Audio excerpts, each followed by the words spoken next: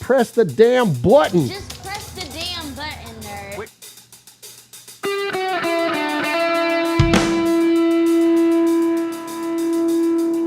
And all those audio levels, I can, for the audio podcast, that stuff will all get leveled out. Yeah. So it'll be fine no matter what. Kill Jadis. What's up, Kill Jadis?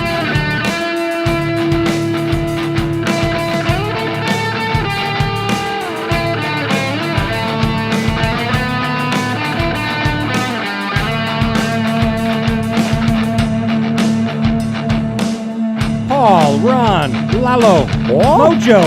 Hey! We were just talking about you, Mojo.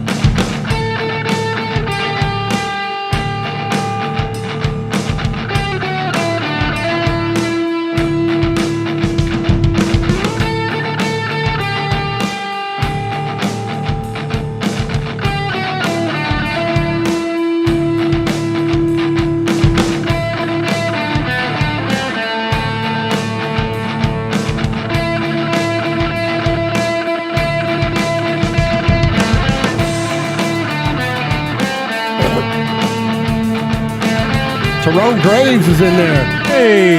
He says, hola, mi familia.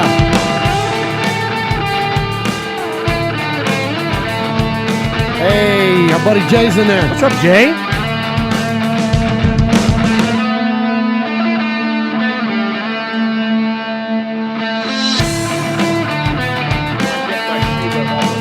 Nice.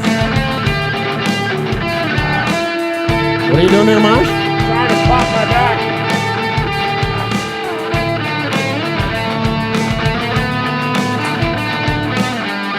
What's up, Shane? Hey. I'm going to start calling him Lobby Shane. Why? Oh, yeah. Because we met him in the lobby of the Aaron Hotel.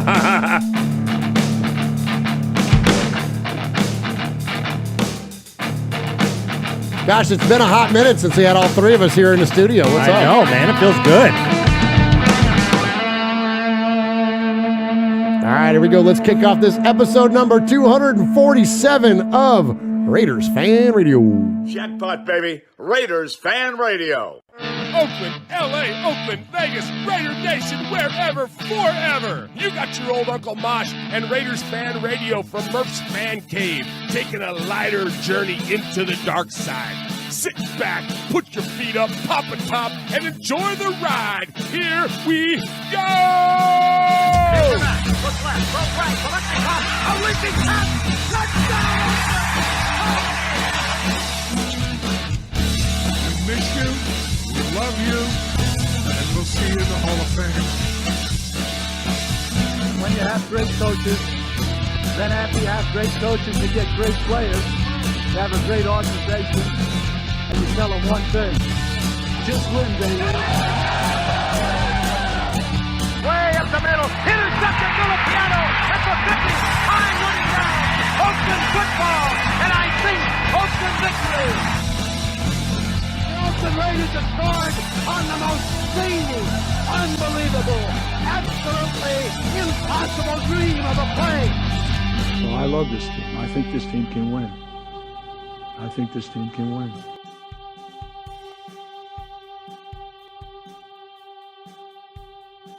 You are listening live to Raiders Fan Radio, hosted by Murph, Uncle Mosh, and Swag Jeff. Take it away, guys. Why, thank you, Brent Musburger. What is up, Raider Nation? Your buddy Murph back once again for what we trust will be a fantastic episode of Raiders Fan Radio. Appreciate all of you joining us tonight for episode number 247 of Raiders Fan Radios. We dive into what we call the Summer of Swag. This is when we got all kinds of cool stuff that we're going to give away, and all based on your amazingly kind donations. And 100% of that money goes straight to the Bolitnikoff Foundation through our foundation, which is the One Nation Foundation. That is our nonprofit that we put together once we realized we could make money with this little show that we do in my bonus room, otherwise known as Murph's Fan Cave. So thank you to all of those of you that are joining us live for the first time on the YouTubes, where you can find us every Wednesday night at 4 p.m. Pacific, 7 Eastern. All of those of you that are listening on the audio podcast by any audio podcast service like Stitcher or iTunes or Google Play or wherever else you can find a podcast, which is in a million different places. You can ask your Alexa, you can ask your Google, you can ask just about anything that you can ask that has the internet in it, and it will play Raiders Fan Radio for you.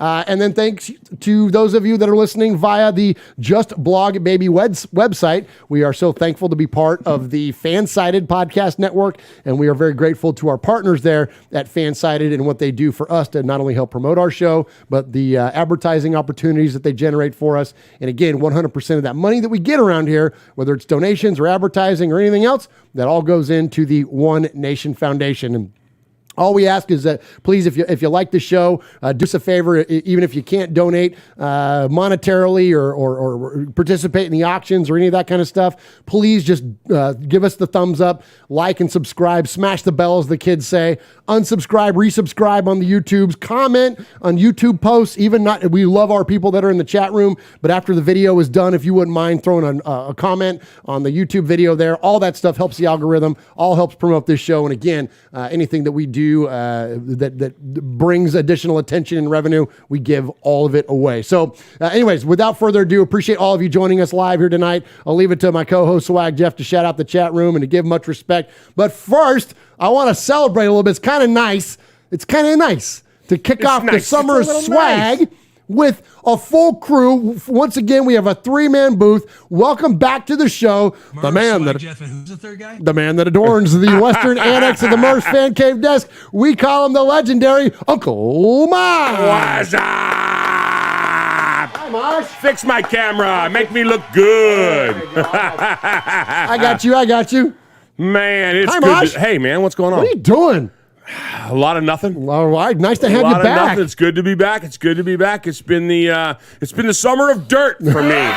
Hey, you've been getting a little gardening on, huh? Man, I've been loving it, man. I got on the interwebs. I figured out that you can get on the internet from your phone. Yeah, you can get the history of the world at your this fingertips. New thing. Yeah. So they said that gardening does like endorphins and stuff. Dirt. There's the smell of nature. Oh. And and I know how I get when I'm hunting and fishing. Oh, sure. So I started growing stuff. Moving right along to my right. Well, awesome. Well, thank you so much for being back here and joining us here in the Fan Cave. Look forward to always, of course, having the legendary Uncle Mosh in here. We missed you in Vegas. Man, we sure in Vegas. I was glad you guys. I'm glad that you guys were able to, you rub it in and send me pictures and tell me your stories. And as much as I love Swaggy J, I hate him because he ended every single conversation that we had with, "Gosh, Mosh, I really miss you. I wish you were here. Gosh, Mosh." I really did do that. I know you did, and I know how you meant it, but it didn't help me any. Well, most of the pictures that I sent you was of food I was eating, not like slot machine wins or anything like that. Yeah, and that was the worst part. Well, yeah, because I'm like, I needed to be right there with. I wanted to tell you to bring me doggy bags, and I know you would have. Totally. And I know I would have eaten them. Well, man, you guys, I'm so glad for y'all. What a trip! What a phenomenal trip! Anybody that has missed it can chronicle it through the last 4 episodes, including a couple that were done there, and then the other stuff. But it looked like it was a trip of a lifetime. So I'm glad you guys got to go. It was a lot of fun. Good stuff. Yeah, absolutely. So. Appreciate you being here, Uncle Mosh, and of course, so that what do you call it when there's a voice that's not attached to a face yet, or to a what do you call that? Faceless voice. Okay. Yeah. So that other faceless voice that you heard here in the Fan Cave is my best friend and yours, the man that adorns the Southern Annex of the Western Annex of the Murph's Fan Cave desk. Give it up for Swag Jeff. Yeah. Okay. Yeah. What up, Swaggo? Oh my I don't gosh. like this that you're in charge of the applause. Now that we got the I new... love it. No, I didn't get one, jackwagon. Oh, wow. Give him some applause. No, I don't want to ask for it. Murph, Swag, Jeff, and who's the third guy? Murph, Swag, Jeff, and who's the third guy? See, Wait, I want... Okay. Do you know there's another button on there you can hit? Uncle Mosh, you're the smartest man alive. Oh my gosh, this is my favorite time of year. It's the best, because it's dude. the summer of swag. I mean, come on, man. Let's go, dude. This is my time. This is your wheelhouse. This is my time. This is your wheelhouse. Absolutely. Yeah. Absolutely. So tell us about the summer of swag. Oh my gosh. So Summer of Swag, we're kicking it off. And if you point your camera to Uncle Mosh right there, he is going to hold up the first item of the Summer of Swag season 2 of Summer of Swag. And it is a signed Ronnie Lott mini helmet. Let me tell you about that, Joe. Okay, say it. It's not a mini helmet.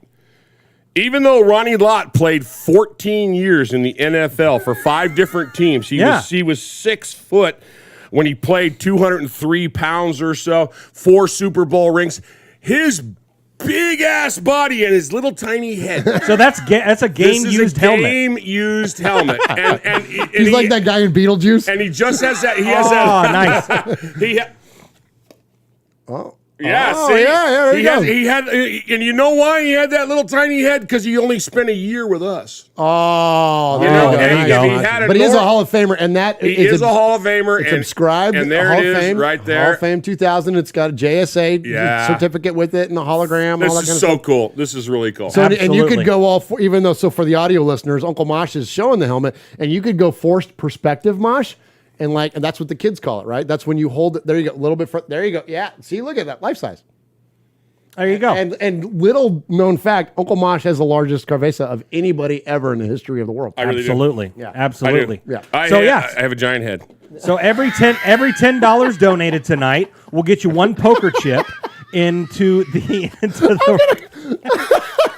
And look at, so for those of you that are on the audio podcast, Uncle Mosh is shaking out his growing out hair because he's getting into Rob Ryan season. Oh, yes. So there's nothing that's going to be better than walking down the streets of Vegas, signing autographs as Rob Ryan. We're charging $5 a signature and giving it all to One Nation Foundation. I've asked Swag to order me a Raiders staff coat that says Coach on it. Oh my gosh. Oh, That's amazing. yeah. Just Coach. When we go to the game, whatever the Belendikoff Foundation get, you have totally got to dress like that, and I'll bet you we get on camera. Absolutely. Absolutely. Yeah. Oh my gosh. Wait till you see me on the sidelines on the Titans game. Nice. When I just go walking over there to the Raiders sidelines. And they live here too. I forget about that. They do. The Ryans They're live big here in Preds Nashville. fans. Yeah, because you met him at the Preds game, didn't you? Yep, absolutely. Oh my gosh, yeah, we're gonna have so much fun with this. Anyway, so good stuff there, Uncle Mosh. All right, Swag Jeff. Sorry, I didn't mean to derail you. No, it's okay. It's okay. So yes, for every $10 donated, Super Chat tonight gives you 1 poker chip into the running to win the Ronnie Lott signed helmet. And we're going to talk a little bit more about the Summer of Swag. But if you liked it last year, and I know Big Bass Raider did, but for everyone else, everyone liked it as well. It's going to be better this year. So what we're doing is that we're rolling into Summer of Swag, not to diminish the value and the coolness of a Ronnie Lott Hall of Fame inscribed mini it's the helmet. tip of the iceberg. It really is the tip of the iceberg. In fact, do you have the next layer absolutely. of the iceberg? I can go ahead and tease Go ahead.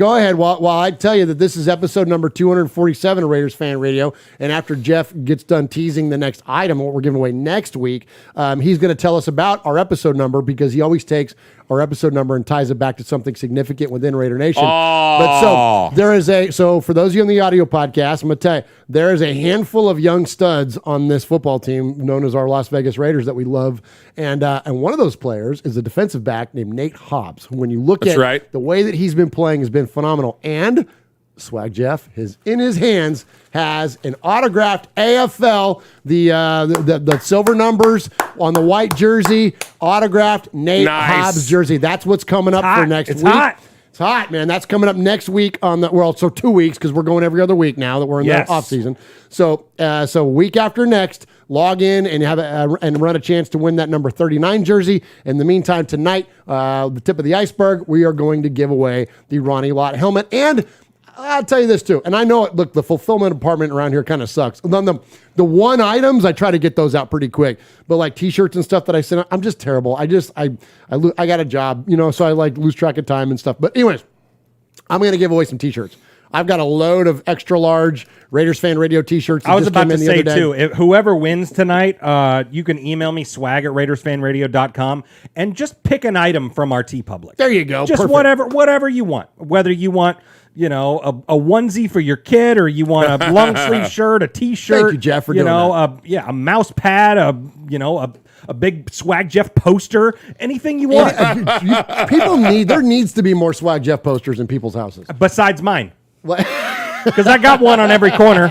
Yeah, you do. Well, yeah. But anyway, so appreciate all of you that are already donations are coming in. And so Jeff, what he's going to do is he's going to take every $10 donation, he's going to assign it a poker chip, and then we're going to draw randomly at the end of the show. That's kind of how we do the Summer of Swag around here. And so it's a completely random thing. But hey, the more, just like a raffle, the more you buy in, the more opportunities you have a chance to win. Absolutely. And we already got 3 poker chips in there. Aaron the Q-Dog Raider says 4 Mosh signatures, please. RFR for life. And Nice. With the $20 donation. So 2 poker chips Aaron. go to Aaron the Q-Dog Raider. And then 1 poker chip going to Ebony Graves because Tyrone is back at work and I have my TV and remote back. Let's go. That's awesome. That's awesome. We appreciate those donations already. And again, 100% of that money goes to the One Nation Foundation, which goes to the Bolitnikoff Foundation. And for those of you that don't know, the Bolitnikoff Foundation is what funds a place called Tracy's Place of Hope.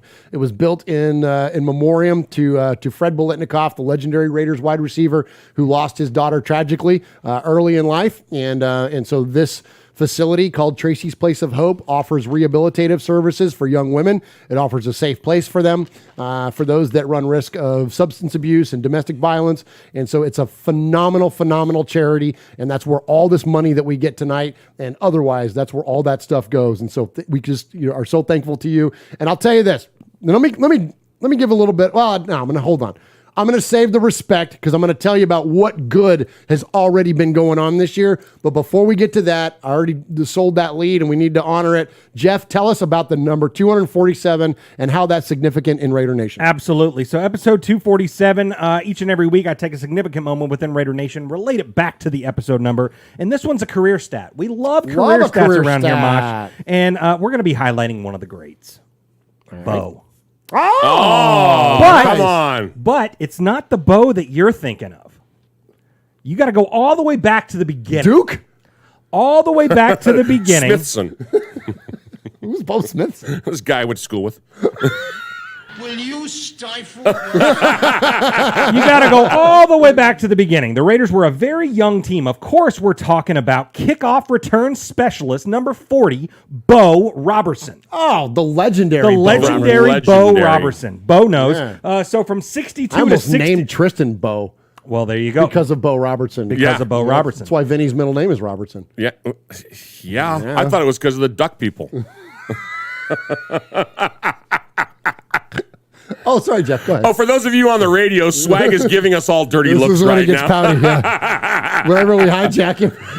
Jeff gets The pouty. summer of pout. Will y'all shut the hell up, please? I want to give away this stuff. All right. Okay, so be from quiet. 1962 to 1965, Bo returned 113 kickoffs for 2,791 yards and a touchdown. So if you break that down, Bo Robertson averaged 24.7 yards Nice per job, release. Swag. Nice. Oh, well done. Well, man. yeah. Bo Robertson. Bo Robertson, if you need him. Yes, absolutely. Gotta look up and see if I got his rookie card. How about that? Well, yeah. It's made on like freaking burlap. Carved in stone. Papyrus. Oh, that's what I was looking for. Papyrus. Thank you. Nice. All right, Uncle Mosh, give us some contact info and then let's kick off the show. Oh, my gosh. Woo! Hey, Raider Nation. Papyrus. You got your old Uncle Mosh here with an updated contact info. So sit up, zip up, shut up, and pay attention. You can call us at 909-345-3346, or as Murph would say it, 909-345-3346. How about emailing me? You want to email me? Email me at show@RaidersFanRadio.com. Or what about reaching out to us on some of that social media stuff Swaggy likes? Try Facebook at Raiders Fan Radio Podcast. The Twit at Twitter at Raiders Fan Radio. Insta something. Instagram at Raiders Fan Radio. The ticky-ticky-tocky-tock. TikTok at Raiders Fan Radio. Or what about the Twitch? some of you out there twitching. Anyway, Twitch at Raiders Fan Radio. Or if you don't like that, go to the YouTube. America, go to the YouTube. YouTube.com/Raiders Fan Radio. Oh my God, if that wasn't enough, go to your podcast provider and search Raiders Fan Radio. Holy crap, that was a lot. Yeah, it was. So much. We have a lot of stuff. We got all the stuff.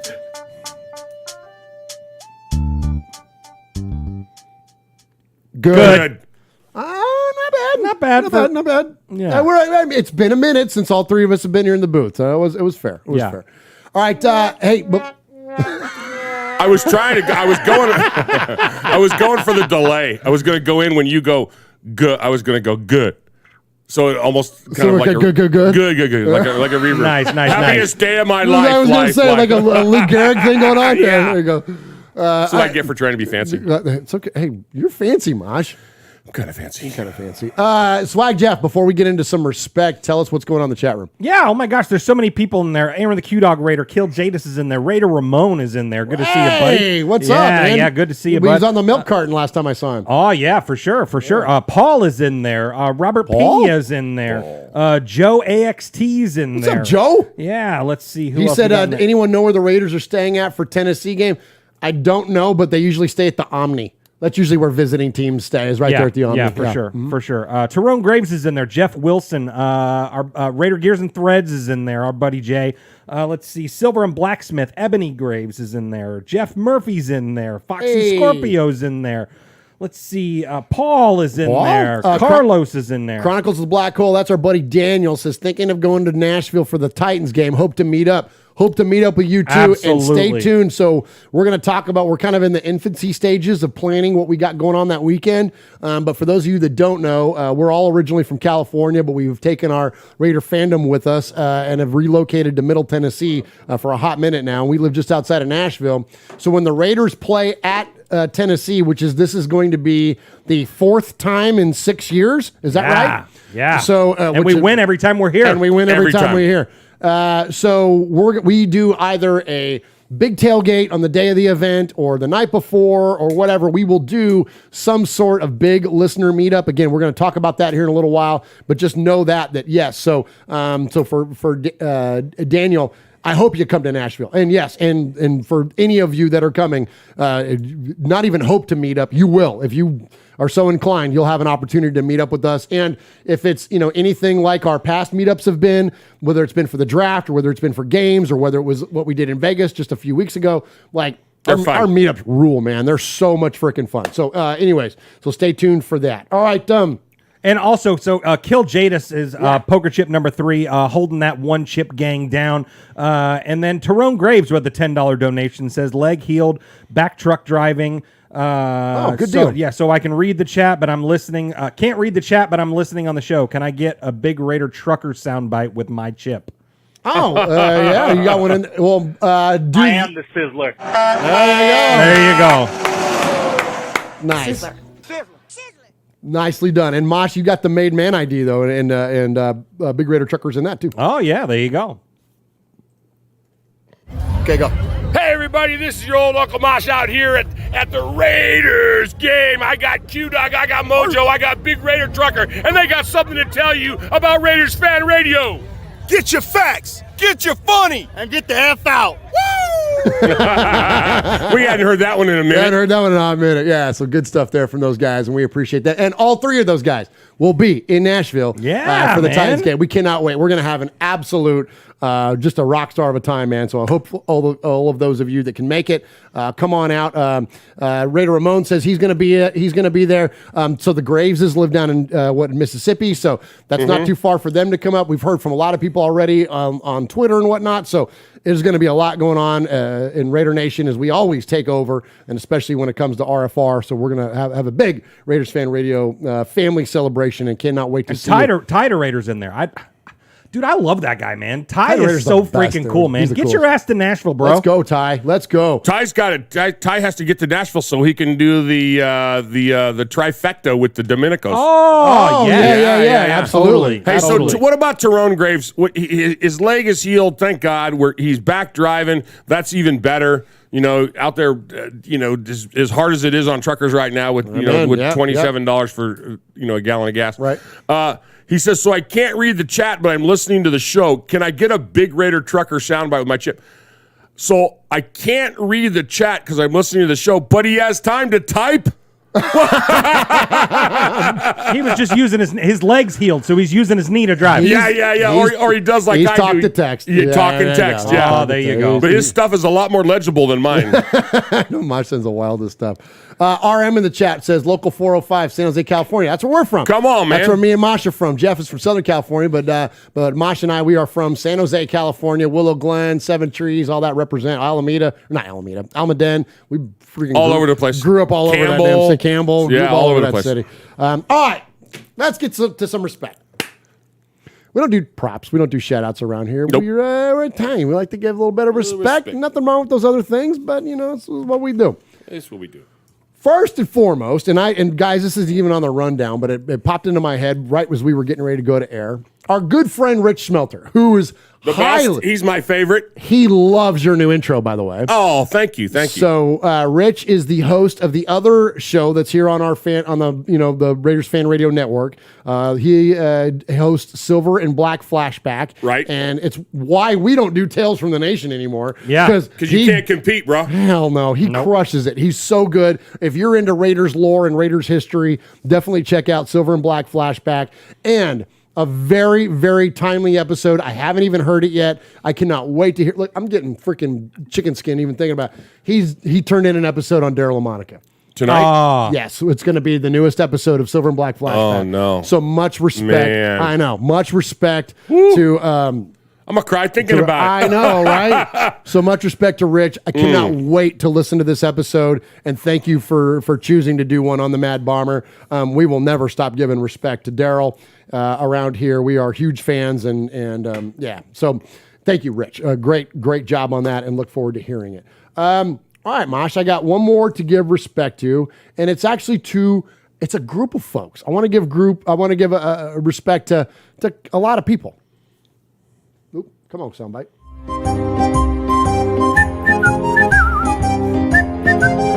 Murph, Swaggy J, Nation, it's time for a little respect. You know, respect ain't bought, it ain't sold, it ain't demanded, it ain't negotiated, it's earned. And without blowing smoke or giving shameless plugs, we want to say salute and much respect to the following folks. So we want to give respect. Whoa! That was so cool. You haven't heard that yet? No, I hadn't heard that yet. Oh, that's badass. Freaking cool, right? Because we give respect to a segment. We didn't have an intro for it. I'm like, Mosh, let's cut one. And so last time Mosh was in the fan cave, we cut that, man. Holy shit. Wow. Talk about respect. Yeah, finish what you were saying right there. All right. Then turn this one in. This is amazing right here. Okay. And timely enough. Much respect to all of you that have helped us raise money so far this year. Anyone that's contributed to the One Nation Foundation via direct donations, we get those through our PayPal. You can go to our website, which is RaidersFanRadio.com, and click the One Nation Foundation link. You can donate through PayPal. You can do super chats. You can do any of that kind of stuff. And again, advertising revenue. Anybody that's helped us raise money, we are already, guys, check this out. The first year we ever gave to Bolitnikoff was $2,000. Yes. Last year we gave $4,000. Third year, our goal was to double it again and get to $8,000. We are already at $3,000. Yeah. Let's go. $3,000, guys. It's freaking May. And we're already at $3,000. We have between now and November to get $5 more grand. This is going to be a slam dunk. We're going to get to $8. no problem. Yep. And so much respect to all of those of you. Absolutely. And when we give this some money away, we make sure that Angela and Fred and everybody involved with the Blitnikoff Foundation knows this is not coming from us. This is coming from the listeners and supporters of Raiders Fan Radio. When you guys buy shirts from our TeePublic site, that money goes in the One Nation Foundation. Every single thing that we can get revenue-wise goes in there, and it's already $3,000, and we're barely getting started. Absolutely. So much respect, Absolutely. so much thank you, and including and up to Jeff. What just happened? Yeah, absolutely. So Caesar R in the chat just dropped $100. Let's just go, dropped bro. $100, man. Said this $99.99 donation means a lot to me. Keep it up, guys. Let's go. So thank you so much, Caesar. I mean, just we can't thank you enough. I mean, wow. I'm speechless, man. Yeah, it's humbling, man. We greatly appreciate it, and you get 10 poker chips tonight. 10 poker chips. You know what's cool? You brought that up, and last year at the Blitnikoff Foundation dinner, we had an opportunity. The three of us did on multiple occasions to chat with Fred when we were parking the van. You know, he met us out there, and when we got in the van, and just BSing with the guy and with Angela, and at one point I remember talking with Angela, and she said, "Well, talking about the radio, our show, our podcast, and that how we get our money." You know, and I mentioned to her again that it's all directed towards our One Nation Foundation. And she was surprised. She was in awe. She's like, you know, the whole idea that we make this money just to give away for them with no overhead, no weirdness there, you know, it's cool. Wow, I'm trying to keep track of all the donations are flowing in right now. This is bananas, so just a guys. quick rundown. Tyler Smith with the $20 donation says, RFR, let's go. Thank you, Tyler. I got your shirt on the way, bro. Absolutely. Joe AXT, a $20 donation. Thank you, Joe. Memo Gutierrez, Raider Nation Nomad, San Diego, California, Memo Live 13. Thank you for a $10 donation. Represent San Diego. That's your turf, Jeff. That's my turf, man. Yeah, me and Mojo, man. And then Fabricator Guild with a $20 donation.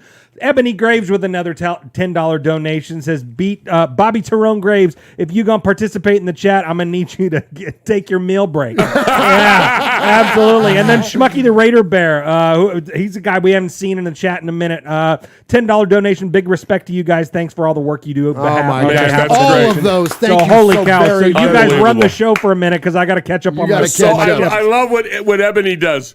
Calls him by his name. Bobby Tyrone Graves. Love it, man. Love it. So much respect, y'all. That is so amazing. And yeah, I cannot offer up enough gratitude and thanks for that. And of course, the respect for that, because we're going to hit this damn goal. We're going to hit this damn $8,000 and we're going to give it all to Blitnikoff. And we're going to represent, thankfully, you are going to allow us to represent you when we pass that money off. And I cannot wait to do it. And we got some such cool stuff to come. And so, yeah. And again, I get a loss for words because it's overwhelming when I see that kind of stuff. Thank you. We cannot be appreciative enough. Cool Kev says salute. Salute back to you, Cool Kev. Salute, Kev. We appreciate you, buddy. He says salute, Mosh. Same. All right. You guys want to talk about the Raiders? Not enough. You don't talk about the Raiders enough. All right, so anybody, if you're new to the show, look, man, this is the first 20, 30, 40 minutes of the show, we kind of, we do our thing. And it's the off season. Shut up. We're giving away money to the freaking Blitnikoff Foundation. Lighten up. It's for charity, right? Holy cow. But we will get to the Raiders, and so we're going to take a quick little audio break here, and then we're going to dive in.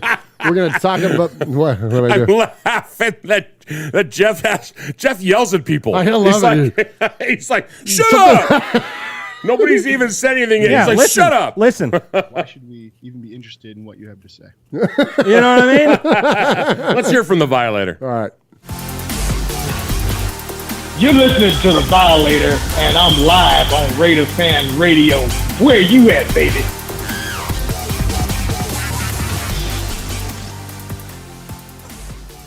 All right, so we're gonna head over to the NFL Network crew. We've again, for those of you that are new to the show, we feature a lot of audio from the NFL Network, especially Good Morning Football. But any of the kind of like the Total Access and all that stuff, they're great shows, great content, of course, for the Raiders.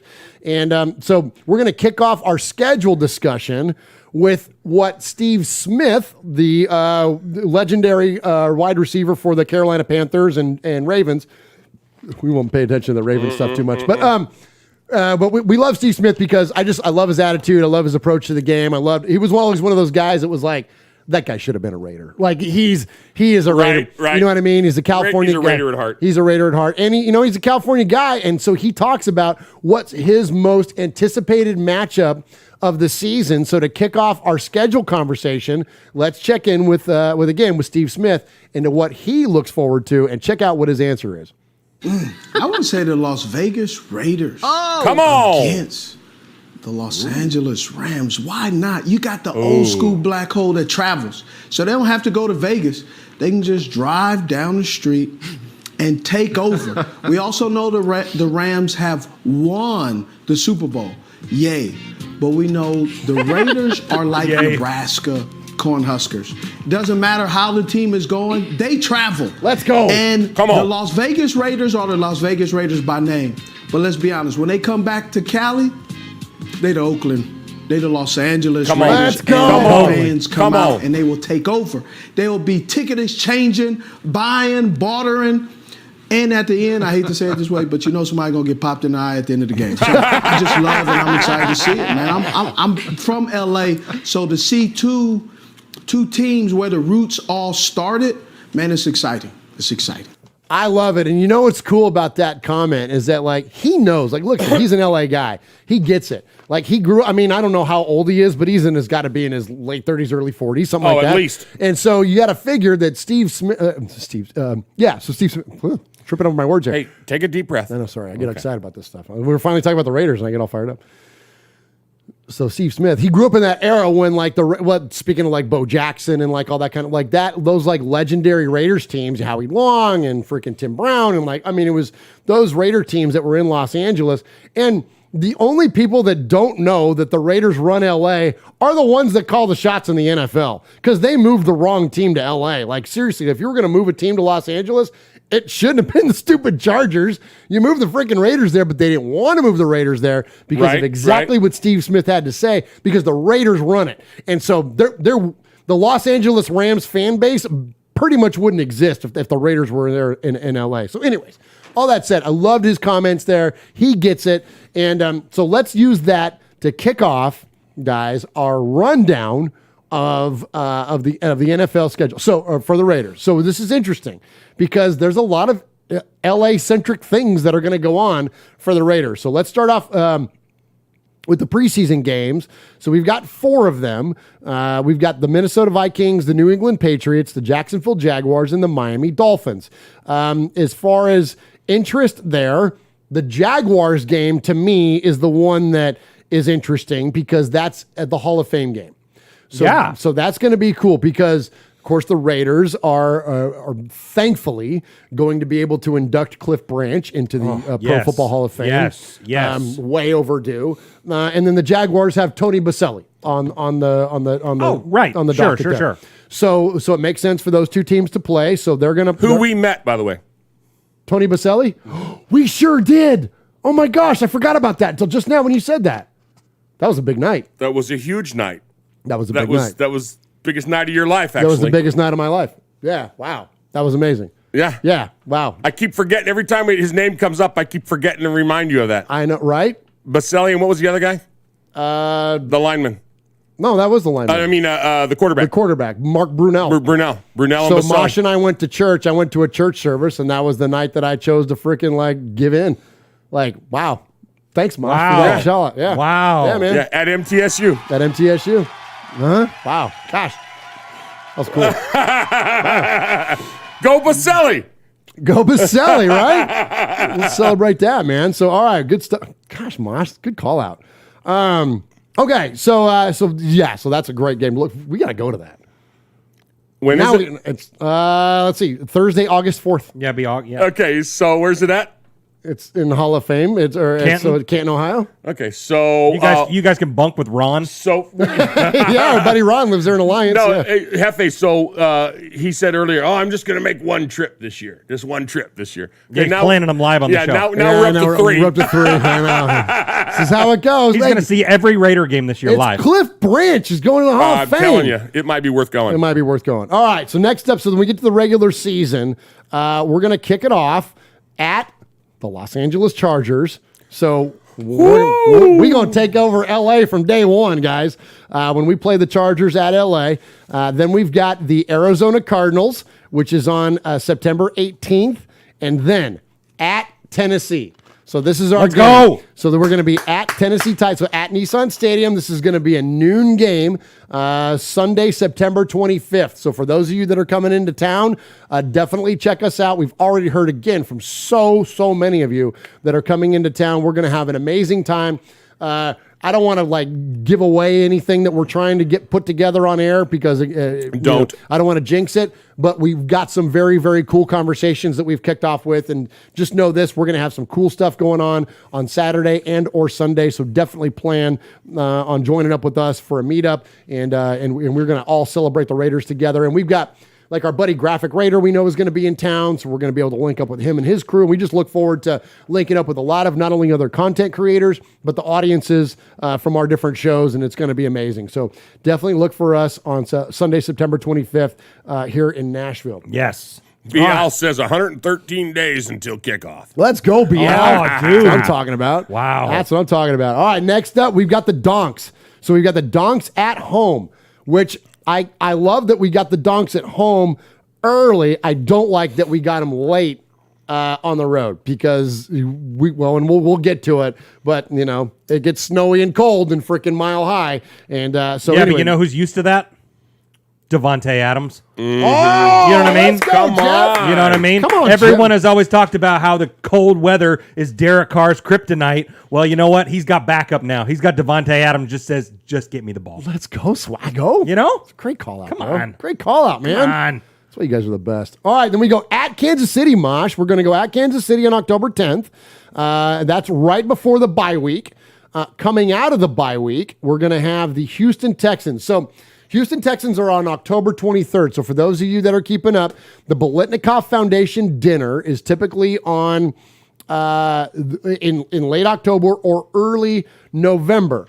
So that is a potential date. So for us to all take this whole RFR thing on the road and go to the Biletnikoff Foundation dinner. So just kind of jot that on your calendar, October 23rd against the Texans. Then we're on the road for the next 2 weeks. We've got the Saints on the road at the Superdome. It's going to be interesting to see what the Saints are like this year. Yep. And then at the Jaguars. So pretty much playing Sister Mary's Home for the Blind that week there in Jacksonville, and before we come home to play the Indianapolis Colts then on November 13th. So November 13th could be the other date for Biletnikoff. So it'll either be the 23rd of October or against the Colts on... That Colts game is going to be a big game. That's going to be huge. It's going to be a dude. big game. That's going to be huge because old Yannick Ngakoue is freaking already coming at the Raiders talking about what he's going to like. Okay, you go ahead. Let's see what you do, and then let's see what freaking Chandler Jones and Max Crosby do to freaking Matt Ryan, right? Yep. All right, then we go back at the Broncos, Mosh. At the Broncos on Sunday, November 20th. Then at Seattle, another cold game on November 27th. Then we've got the Chargers at home on the 4th. Then we go at the Rams on December 8th. Okay. Sunday, December 18th, we've got the Patriots at home. Then we go at Pittsburgh on Christmas Eve. Yes, and that's it because it's the anniversary of the Immaculate Deception. Immaculate Deception. Is it really? It is, and that's why they scheduled it for that. At the scheduled release, they played this big video of that catch. Interesting. Okay. Yeah. So all right, then we get the Niners on New Year's Day. Okay. At Allegiant Stadium. My brother's already trying to get me to go to that. Never. And then we're going to close out the season on January 8th at Allegiant Stadium against the Kansas City Chiefs. Let's effing go, man. For the division. Right. For the division. For the goddamn division. All right. Actually, I got to correct you on a little something. Okay, The please correct me. Immaculate Deception was actually on my birthday. It was the 23rd, not the 24th. Oh, okay. Well, they don't. But it's it was 72. that weekend. It was 72, so that's the 50-year anniversary of it. Yeah. All right. You heard all the games there, Mosh. What are the games that you are looking forward to most? Obviously, we're looking forward to the Tennessee Chargers game. That's a slam dunk. We're looking forward to the Biletnikoff game, which is one of those two. But those are for personal reasons. What about competitively from a team to team? What do you see on their Mosh that you really like? I like the Houston game on October 23rd. And I'll tell you why. Okay. I think it's important. It's for me. It's like a third quarter game.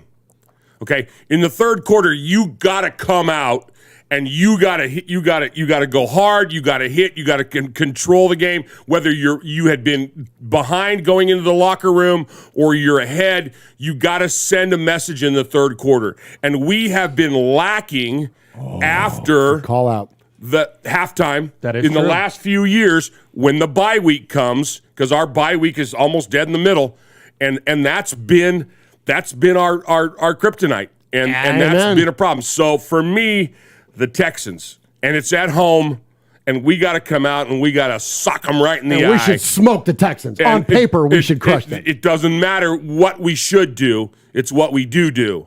Okay. And that's, for me, that's a huge game. That's got to be the big one. That's what I say. I like it, Mosh. I like it.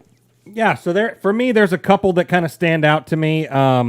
Obviously, we always look forward to the games within the division. Those are the most hated games and stuff. Especially to start off the season. Season, yes. But and that's kind of what I'm getting at. Opening day, the Chargers. They're going to be coming in. They're going to be pissed off because we knocked them out of the playoffs and all that stuff. And they've been talking a lot of shit this offseason, a whole lot of it about, we're going to win the division. Derek Carr's the fourth best quarterback in the division and blah, blah, blah, blah, blah. We need to come in there and just shut them up. Just shut them up. And then it's going to be loaded with Raider fans.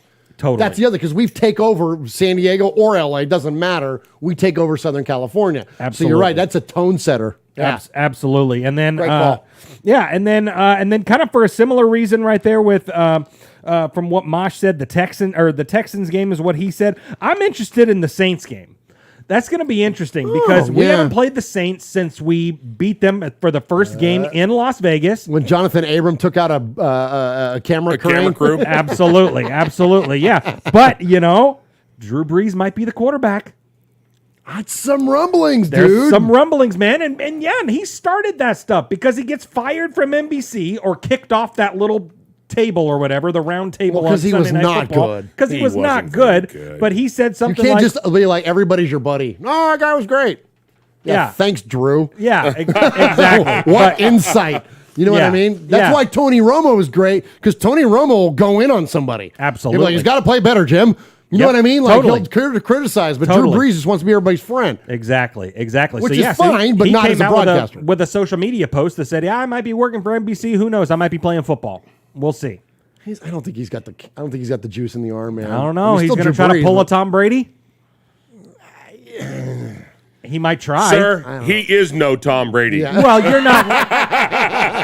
You're not wrong. I knew Tom Brady. I knew Tom Brady. I worked with Tom Brady. He is no Tom Brady. Thank you to my old people. Thank you to anybody that can remember Dan Quayle. I appreciate you. Oh, my gosh. That's right. He's no Jack Kennedy, but he's a hell of a Drew Brees. All right. So I look forward to a couple things there. So I think from the ultimate fan perspective, I'm looking at a couple. Because, I know we get really salty for really not a lot of reason other than regional rivalry with the Niners. But the Niners on New Year's Day, when everyone is going to be watching that game. Because ain't nobody getting off the couch on New Year's Day. So everyone's going to be watching that game. So, I think and we're at home. Like, that's a big, big bragging rights game. And while it's at a conference, and, look, if you're going to lose a game, you'd rather lose one at a conference than lose it the next week within your division to the Chiefs. Right. But I think that, when you get to that late in the season, the W means so much. Absolutely. And you know what I mean? And so I think that's going to be a big game. This thing is littered. When you look at the schedule, This thing is littered with huge games. So I'm just going to go in reverse order. So you got the Chiefs to close the season, which, like you said, could potentially be a division game. And that's normally like a Broncos-Chargers game, which a lot of times there's not really a whole lot of impact or whatever. Because one of them sucks. Yeah. Yes. But, this past season with the Chargers was awesome because it was for the playoff spot, all that. But now, clearly the NFL is thinking that we're maybe a step up from what we were because now we're going against the Chiefs, and everyone thinks it's going to be for the division. Can I just tell you this right now? Please. Go ahead. You want to write this down? Sure. It will not have a bearing on our standing in the playoffs. Oh, let's go. What's the date? May 18th, folks. Okay, I'm gonna say this. Last year, you came out with your preseason prediction. You said the Raiders were going to be 10-7. Called just about all 10 of the wins and I was like, but Mosh, 10-7, they're not going to make the playoffs. And you said, yes, they will. And look what happened. So Nostradamus speaks. They won't need the 10-7 because we're going to go 12-5 this year. Oh, let's go. 12-5. You want to write it down? I'll write it down right now. Write it down. 5-18. I got it right here. 5-18-22. Mosh calls it 12-5. Uncle Mosh, and you're the smartest. You want to hear? You want to hear the better part of that? Please. The Chiefs will not be a factor in the playoffs this year. Whoa! They're not going to be at the. They're not going to be at the dance. That's what I'm trying to tell you. You think they're going to fall that far without Tyreek Hill? There's no dancing for the Chiefs. Wow. Okay. Holy crap! I can get down with that. Heck yeah. Okay. All right.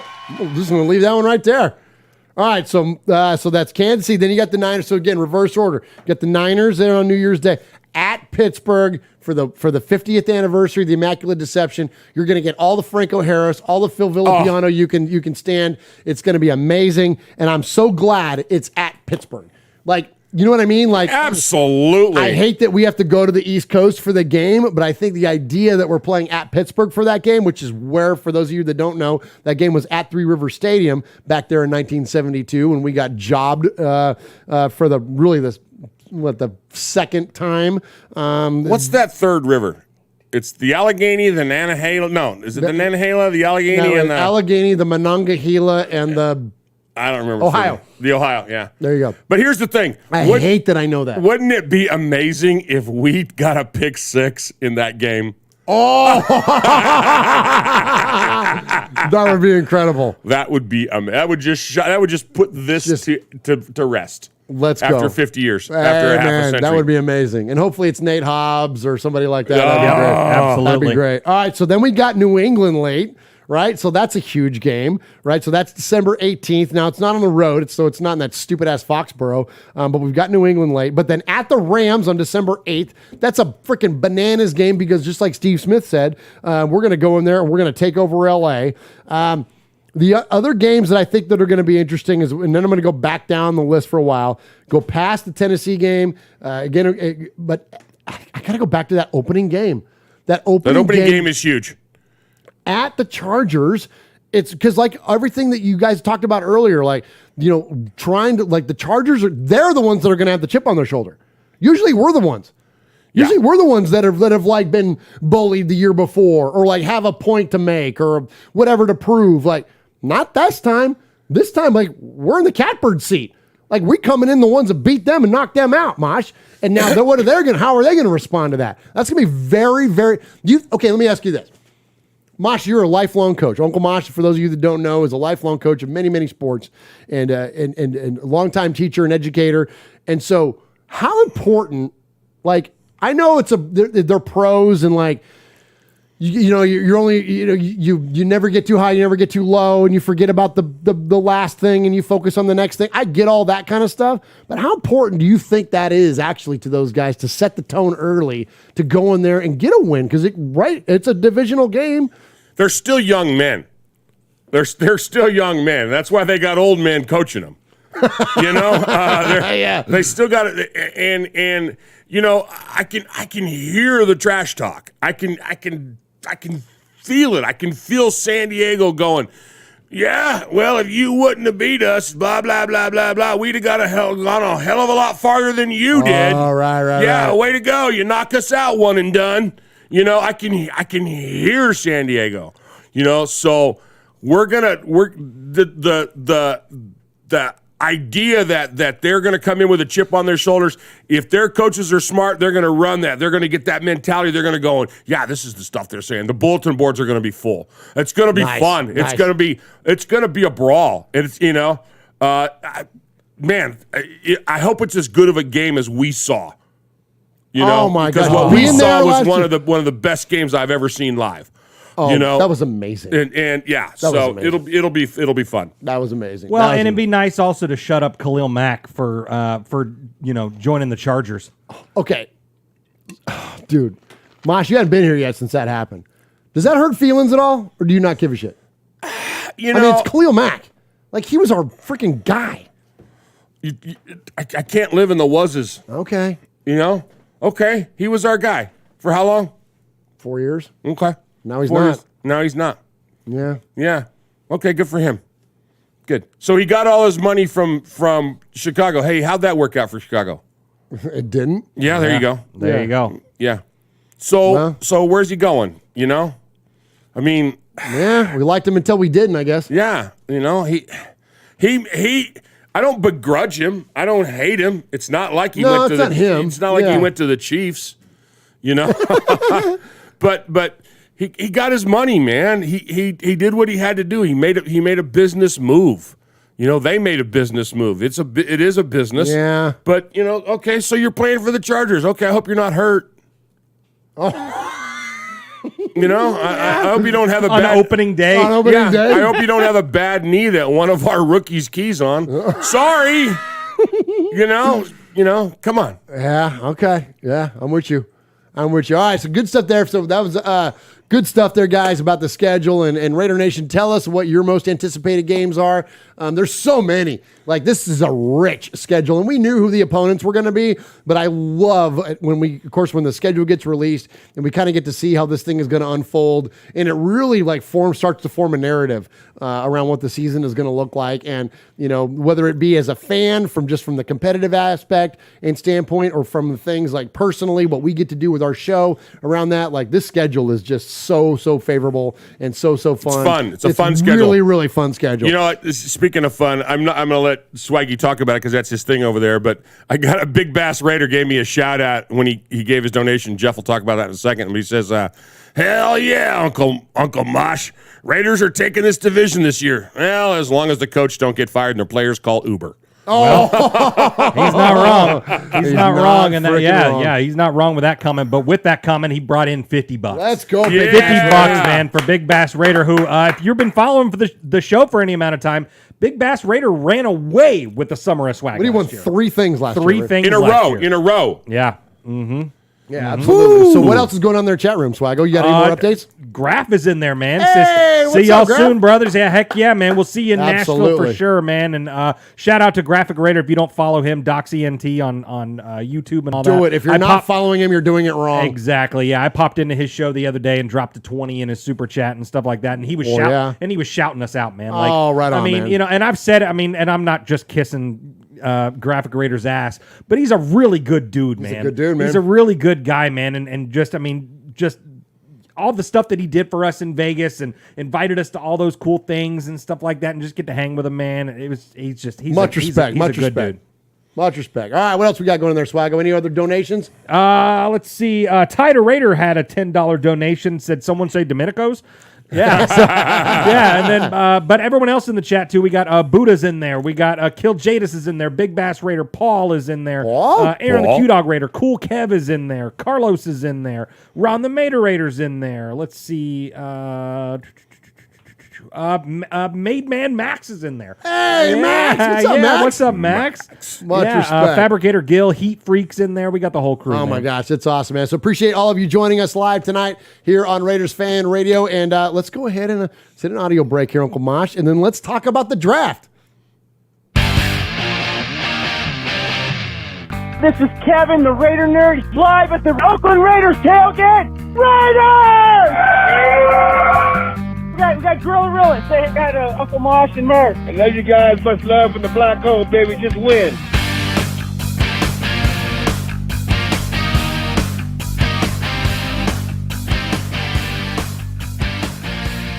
All right, appreciate all of you joining I forgot us. how much I love that ID. That's a great one, That's man. a We great one, man. we got some new equipment in here tonight, so we got a little more capabilities. There's a little. I'm gonna do another flashback. Okay. Oh, nice.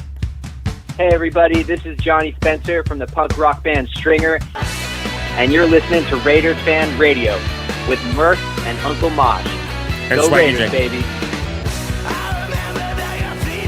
That's so cool. Oh, miss those guys, man. Miss those guys. Yeah, good stuff there, man. Yeah, so we're going to, and speaking of Johnny Spencer and the other great folks that we've interviewed over the years, it's that interview season. So speaking of Graf, we want to get Graf on. We want to talk to Graf on the show. For sure. And yeah, we got some interviews coming up, so stay tuned for that. All We right. need to get Graf to cut us an intro. Yeah, that'd be fun. Graf, are you promo. listening? Yeah, a little promo, something like that. Yeah, that'd be fun. Mosh, I don't know if you've heard this one yet. So when we were in, oh, never mind. I'll save that one. Never mind. Save it. Okay, save it. All right, let's get into this. Yeah, this save segment. that because I don't want to know. Yeah, let's get into the segment. All right, so so one of the things that we've loved over the past couple of years in terms of the draft, when we are assembling our show, is featuring the calls. Right? And so you get the call from the GM or the head coach, whether it be Gruden or Mayock, or now it's Dave Ziegler, reaching out to the Raiders draft picks and featuring the call. And so to kick off kind of like our Dylan Parham discussion, we're going to listen to Dylan Parham get the call from the one and only Dave Ziegler. Yes, sir. How you doing? Good, man. Dave Ziegler. How are you? Congratulations. I'm good. Appreciate it. Thank you. Feeling good right now. Well, hey, smart, tough, dependable, guys that love football. That's what we're looking to add to this organization. And appreciate that, boss. Thank you. Thank you for this opportunity. You embody all of those things, and we're just so excited to have you and joining this organization. And, we're ready to take the next step here, and add more players like you is going to get us there. So enjoy the moment with your family and friends, and we'll be in touch here in a few minutes to get some things coordinated. But congratulations and welcome to the Las Vegas Raiders. Yes, sir.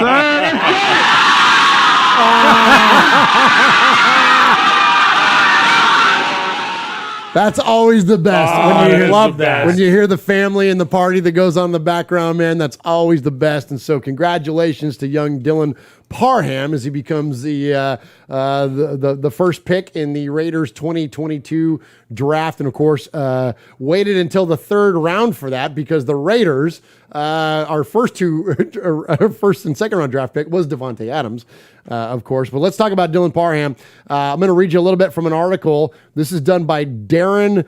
I'm going to mess up his last name, so forgive me. It's May, I believe.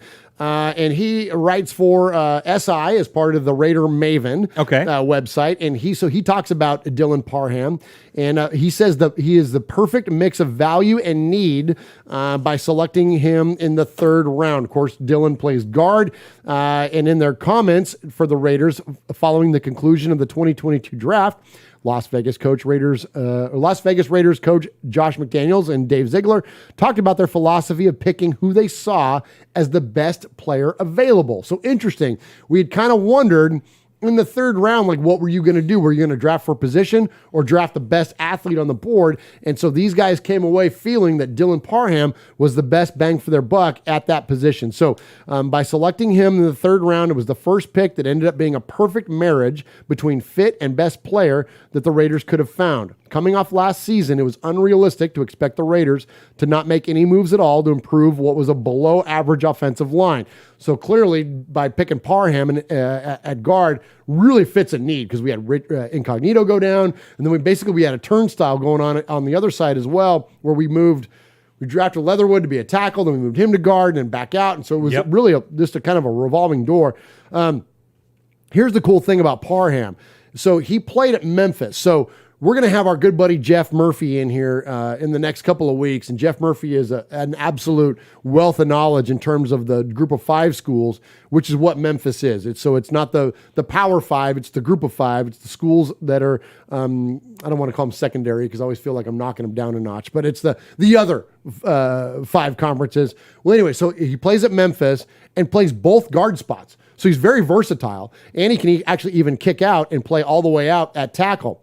Pro Football Focus, which we're not huge fans of PFF around here, but they had him as the 28th highest ranked guard last season. Wow. So all was there 512 NCAA football teams? Wow, that's crazy. Cool. And he's number 28. So pretty big deal there. He took reps also at center during when he played at the Senior Bowl down in Mobile. So again, talk about versatility. So basically the guy could play all the way up and down the line.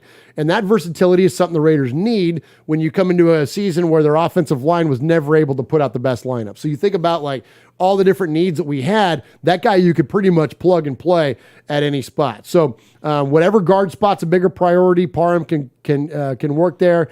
And then also this hood, from what Darren has to say in this article, it should help clarify the role for Alex Leatherwood. So, Alex can play both guard or tackle. So depending on where Parham excels, it really could kind of define the position for Leatherwood as well. In a division like ours where we have, talk about Khalil Mack, Joey Bosa, like we got there's insane pass rushers in the AFC West. We're going to need everything we can to be able to protect Derek Carr. And so based on Parham's talents, it gives them the clearest path to make that happen. It gives the Raiders the potential to build up their offensive line to hold up against those pass rushes. Absolutely. In the AFC West. Well, he did not allow a sack in 545 snaps last season. That's legit. He did not allow one sack playing his position, legit, bro. Yeah. So in specialized football, and that's what we're into in the NFL. We get a lot of guys that come in that play multiple positions in college, and that's you play 100 different positions in high school. You play offense, defense. You have 57 people on your team and only 11 play. Right? They play all three ways. But by the time they get to college, they narrow it down. You're on one side of the ball for the most part. You're on one side of the ball or the other, and you have a tendency to go, like you say, up and down the line. At the pro level, they take those folks that are talented like that, and they usually try to put them into a single spot. Who knows how long Tim Tebow could have played if he'd have taken the option to go tight end. There's things that people they get to that level and they want to play one way or the other. And we don't know what this new coaching staff is going to do with the Raiders. But I would love to see them, when they have a guy like that, to develop that kind of mentality that if in the San Diego game, if Khalil Mack is getting through on the left side, move him over. Oh, right. I don't know that we're going to see that. I don't know that that's the kind of coaching staff that we're going to have. But when you have a talented guy like this that you could move, that is apparently is smart enough, if he's tough enough to not allow 513 snaps, that's pretty amazing. It's going to be fun. It's going to be fun to watch this guy develop and see what our coaching staff can do with him and how they utilize him. Well, that's kind of like the hallmark of not only McDaniels and Ziegler, but also Graham, our defensive coordinator. Like these guys, they're coming into this thing going, we're going to be adaptive. We're going to do whatever we need to do. I love that. Absolutely. Like, you know what I mean? And I don't think anything could more clearly define that mentality than this pick because of exactly everything that you just said. Like, there is no definitive position. They're going to put him wherever he's going to be best at. Yeah, wherever he's needed. If the hole needs plugging on the left side, get your ass over there, whatever it takes. Whatever it takes, man. I love it, man. It's great stuff. So I'm so stoked for this third round pick. And as we go over the next handful of shows, we're going to kind of dig into each draft pick. I am stoked to talk about Zamir White. I think that might be as Zeus. Let's freaking go. Like, this was cool. Dylan Parham's a great pick and a great need and frankly the best pick. But as far as a fan favorite, I'm the fired flashy up. pick, man. Zamir White's a flashy pick, dude. That guy's legit, bro. Yep. That guy's going to freaking score some serious touchdowns. He's on a young contract. No wonder we didn't pick up the freaking, and this is not a shot at Josh Jacobs. I'm a Josh Jacobs guy. Totally. I love Josh Jacobs. But I get why they didn't pick up his fifth-year option because when you got somebody like Zamir White, dude, all right, I'm way getting ahead of myself, but I want to throw it to you because I want to hear from you, Swag Jeff. Do you think there's a world where Zamir White gets the majority of the carries this year? 100%. Absolutely. Absolutely. Because I think he's already going to be splitting with Jacobs now. That's what I'm thinking, dude. He's going to be splitting carries. And Kenyon Drake's going to be 100%. getting swing passes and stuff, so he's going to be in the mix too. 100%. But you look at a guy like Zamir White, and then who's the guy Butler that we got out of Tennessee like late in like the 5th or 6th round or something like that. And then we got Bolden in there too from the Patriots. There you go, 100%. Yeah, so that's a crowded room. But like these draft picks, these late round draft picks, we've got 3 or 4 guys that could be voted like the steal of the draft. Like, I mean, we got some massive talent late in the draft. Like, I mean, big time. Big time, dude. I can't wait to talk about those guys. And I'm with you, man. Zamir White's going to be that's going to be fun. Yeah. That's going to be the one, though. That's going to be, for those of you that play Madden, that's going to be your guy. That's going to be your starting running back for your franchise mode right there. Is going to be Zamir White. Yeah, absolutely. All right. So before we please. keep going, Fabricator Gil with a $20 donation says, "Can't wait to see you all in Tennessee. Going to tear up Domenico's." And and then Mojo, when the universe speaks, $20 donation as well. Right on, man. man. Yeah, absolutely. We appreciate you all. Yeah, and absolutely. So when you're in town, definitely go patronize our good friend. Somebody wrote, I hope, I think it was Q, Domenico's better not be a dry establishment. When our RFR sends upon it, I said, no way, man. They sell some great local brews there. Absolutely. Yeah, great beers there at Domenico's. And yeah, definitely patronize that. And our good friend Jeff Murphy, QB Jeff, for those of you that know him here on our show. All right, Uncle Mosh, let's hit a break. And then we got a lot of audio to get to from Good Morning Football.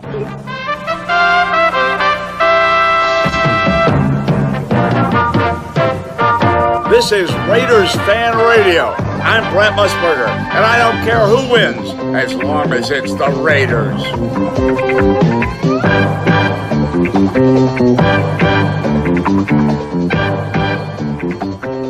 I appreciate the absolute best chat room there is in all of not only Raider Nation, but all of sports fan media broadcasting. And we appreciate all of you in the chat room tonight. You can find us each and every week on the YouTubes at 4 p.m. Pacific and 7 p.m. Eastern.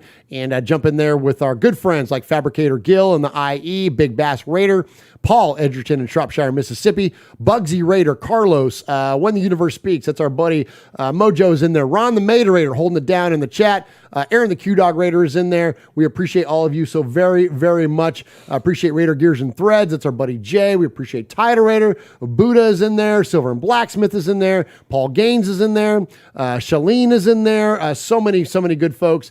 We appreciate you. Kill Jadus as well. Thank you so much for Chronicles of the Black Hole. He says, Domenico's better be good. Dude, okay, let me tell you this.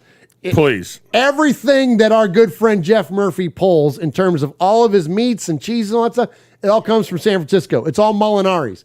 It's the best of the best. It's the best. If you ever had a sandwich in San Francisco made with Molinari's, you've had the best sandwich there is. Save me, East Coast people. I know you all got your Italian deli thing that you guys do up there and all that, but the West Coast deli, it's a different story, Mosh, right? I had one tonight. Thank you, by the way, Jeff. I had the Soprano tonight, and it's he's got this hot salami. And the reason that you have to pick up my sandwich is because it's a $60 trip every time I go in there. Because I don't walk out with I got a bag. I got my little sandwich bag, and then I got my grocery sack. I need a pound of that and a pound of that, and give me 4 of those cannolis to go. Okay, let me have some of that cheesecake. I mean, it's unbelievable. It's unbelievable. If you leave hungry, it's your own damn fault. All right, don't talk to me. Yeah, absolutely. So it's amazing, Daniel. So yeah, when you're in town, definitely go check out our good friend QB Jeff Murphy. Or if you're in Alameda. Oh, yeah. Check out the flagship store. Exactly. Absolutely. Where it all started. They've been there, 75 years or something crazy like that? Yeah, definitely go check out Domenico's. All right, let's jump into these some of these clips here. So before you do that, Crujo with a $20 donation says, "What's up? Got the not the shoey autograph right too. Thanks, gentlemen. Just wanted to stop by and thank you. Have a great day." Hey, I forgot about that. That's the shoey. Thank you. Absolutely. Yeah. So that was like the preseason summer of swag there when we gave away the Uncle Mosh's. I'm gearing up for a helmety. Oh, nice. Nice.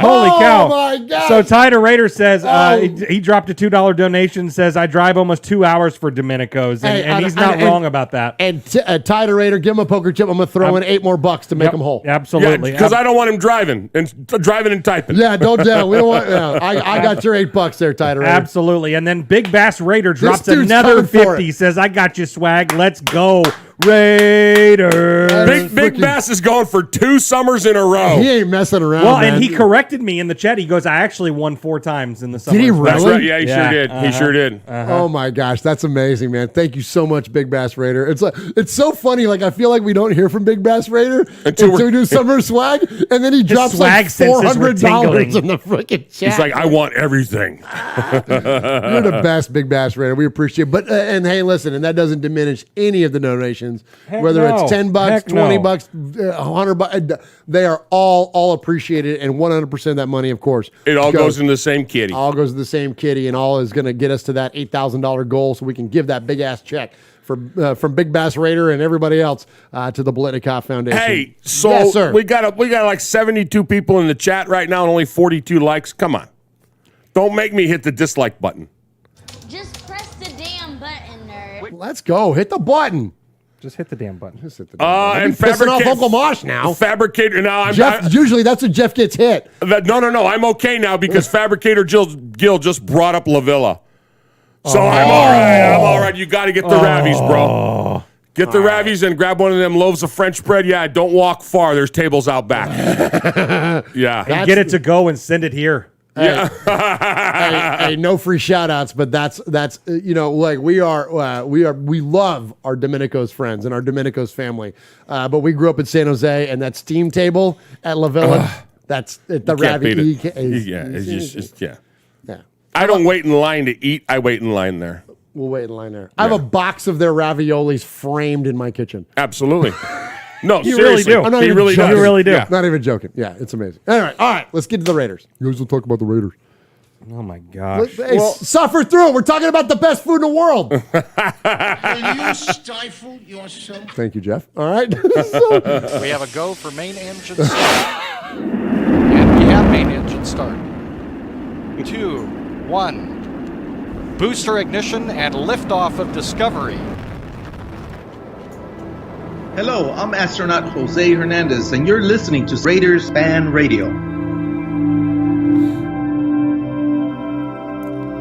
Much respect to freaking astronaut Jose Hernandez. It takes a Raider flag into space. I love that man. That's so cool. And we got to interview, for those of you that don't know, way once upon a time, we interviewed him here on the show. Yeah. And he told that story about when he took a Raider flag into space, man. So cool. And then he was on the Modelo commercials. Did you guys notice that? A couple years ago? You know, Modelo does that. Oh, gosh, I'm going to mess it up. They do the... They do some great commercials. Yeah. They do the one about the guy that was the artist, and I can never remember his name. Cartoon. Yeah. Yeah, and so yes, they do and so they did one on Jose Hernandez, and he talks about, and so yeah, it was amazing telling the story about taking a Raider flag into space. So, anyways, much respect there. All right, let's get to Good Morning Football. Let's talk about the Raiders, and so Good Morning Football. First off, I'll say this for those of you that listen to this show enough, you know what big fans we are of this show, and much respect to Kay Adams. Kay Adams, man, had her last show this week.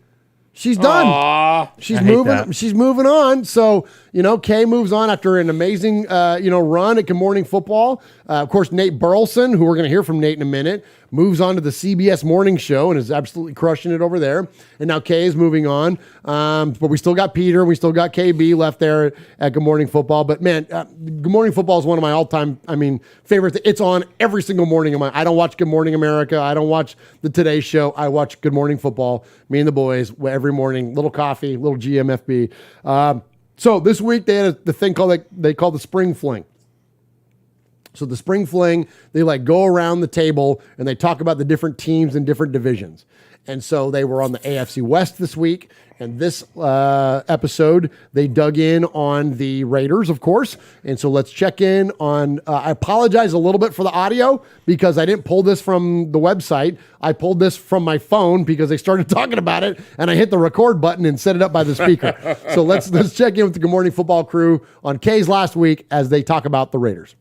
Me too. Let's talk about the Raiders. Okay. To wrap up our spring fling AFC West. They didn't make many draft picks. In fact, their first and second round picks were Devontae Adams. They did not have one, but that was your draft pick, and you know he's going to be a massive difference maker. Reunited with Derek Carr. We love that. Outside, here's what jumps out to me.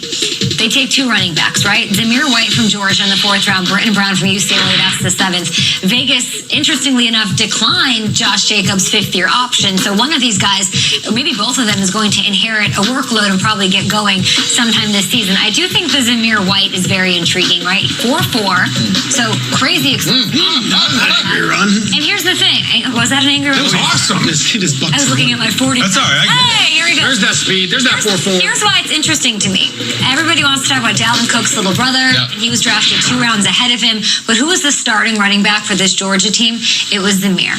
He was the guy. We had the same situation a couple of years ago with a pair of Georgia running backs. Sony Michel taken well ahead of Nick Chubb, and who ended up being the world-beating star? It's Nick Chubb. So I wouldn't be surprised if history repeats itself in this way. Not many people talking about this draft pick, probably because of where he was taken.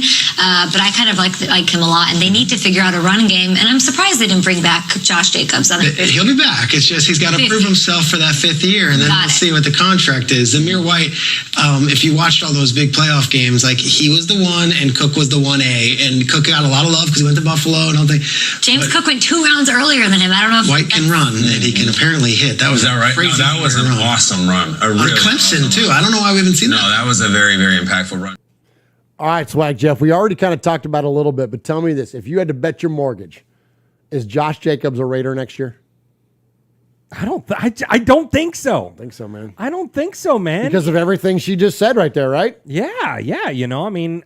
That's, it's all about youth. It's all about getting these young guns to come in all the time. And Josh Jacobs has shown us what he can do.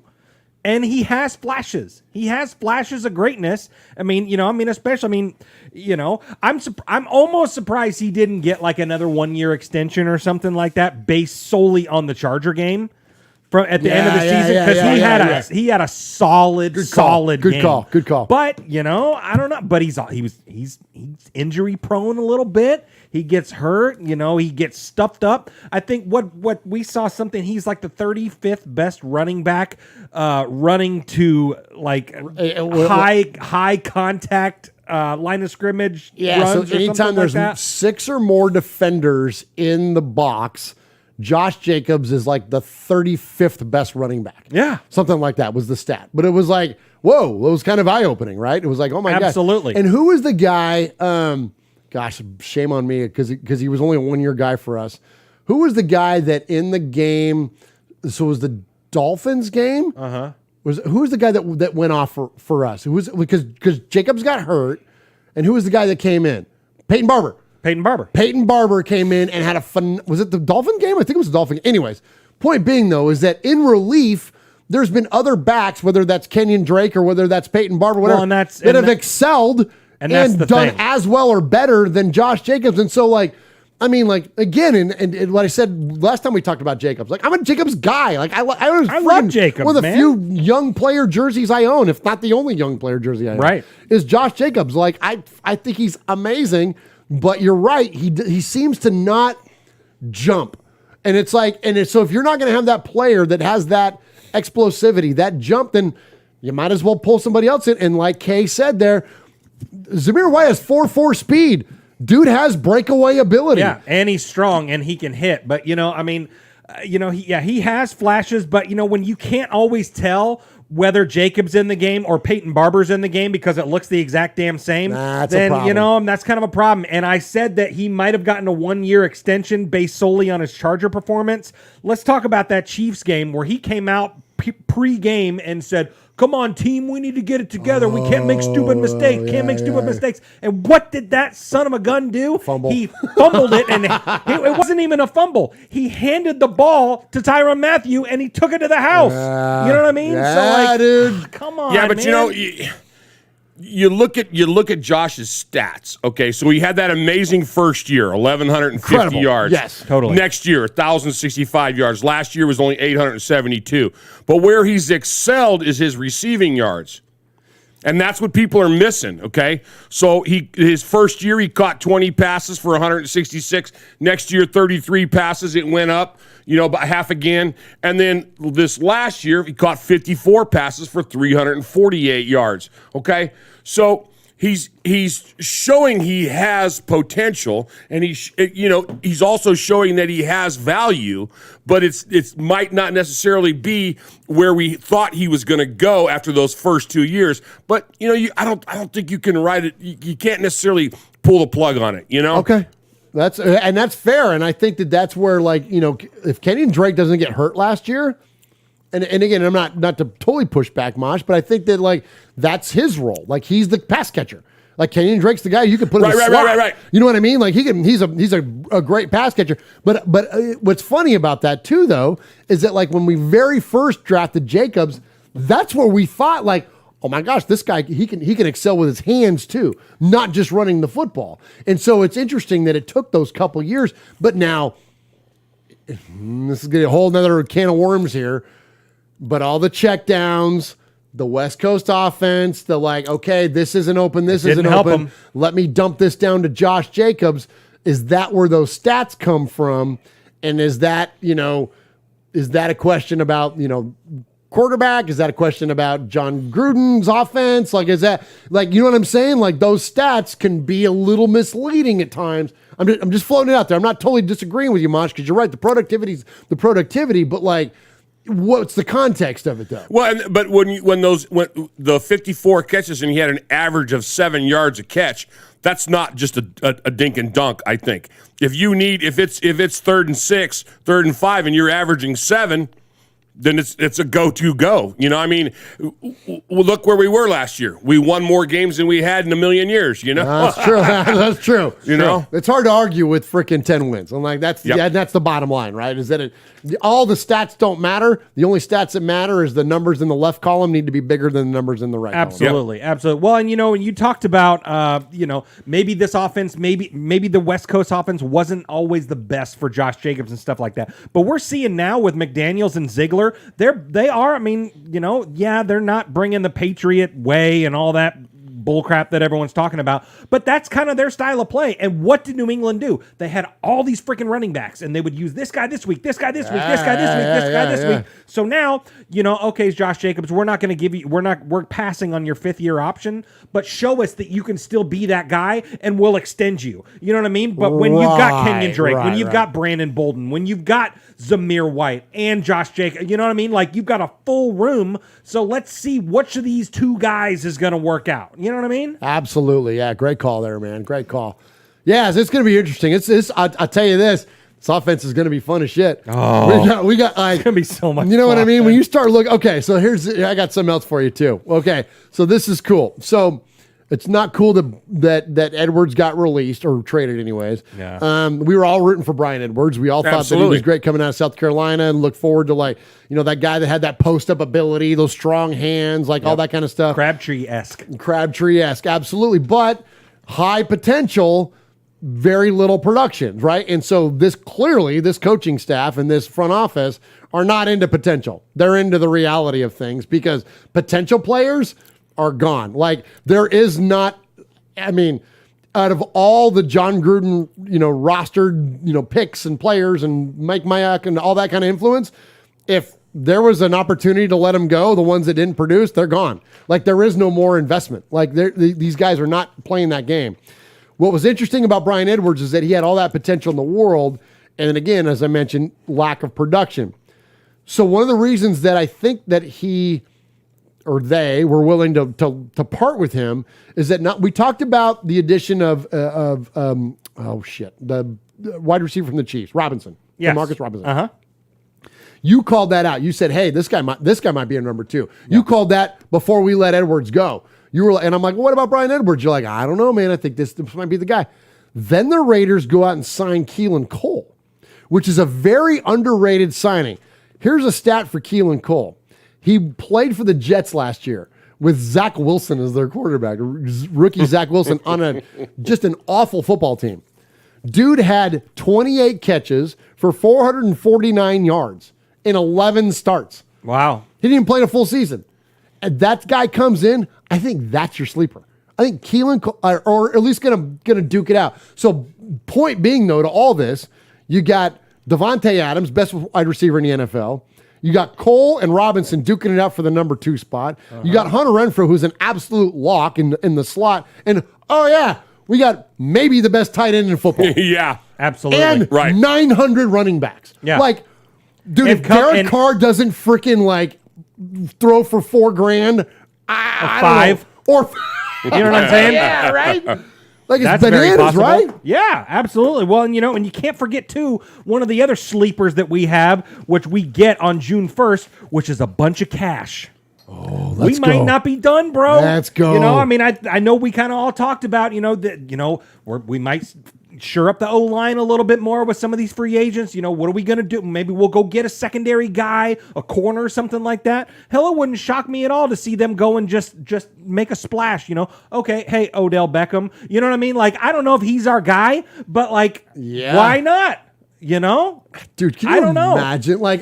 Because a guy like Odell, he's going to want to go where he's going to get a lot of receptions, and he's going to go where he thinks he can win. But, that's what he did when he just won a Super Bowl for the freaking Rams. So, okay, he's a free agent. He hasn't signed anywhere yet. He's looking. He's looking, and I think he'll take a pay cut to go win a football game or two. You know what I mean? So that's a good cut. I don't know, man. Julio Jones is your number 2. I know he's aging and all that kind of stuff, and doesn't have the reps and all that. He'll be a cult. But I get what you're saying. You know what I'm saying though. But I said that to amplify your point. Is that we're gonna have some money. Totally. Who knows? There's a lot of other wide receivers out there still, man. So this offense is going to be, it's crazy. So in the past, I felt like by saying something like, Odell or Julio or whatever, we're kind of going bold prediction kind of status, right? With some of that stuff.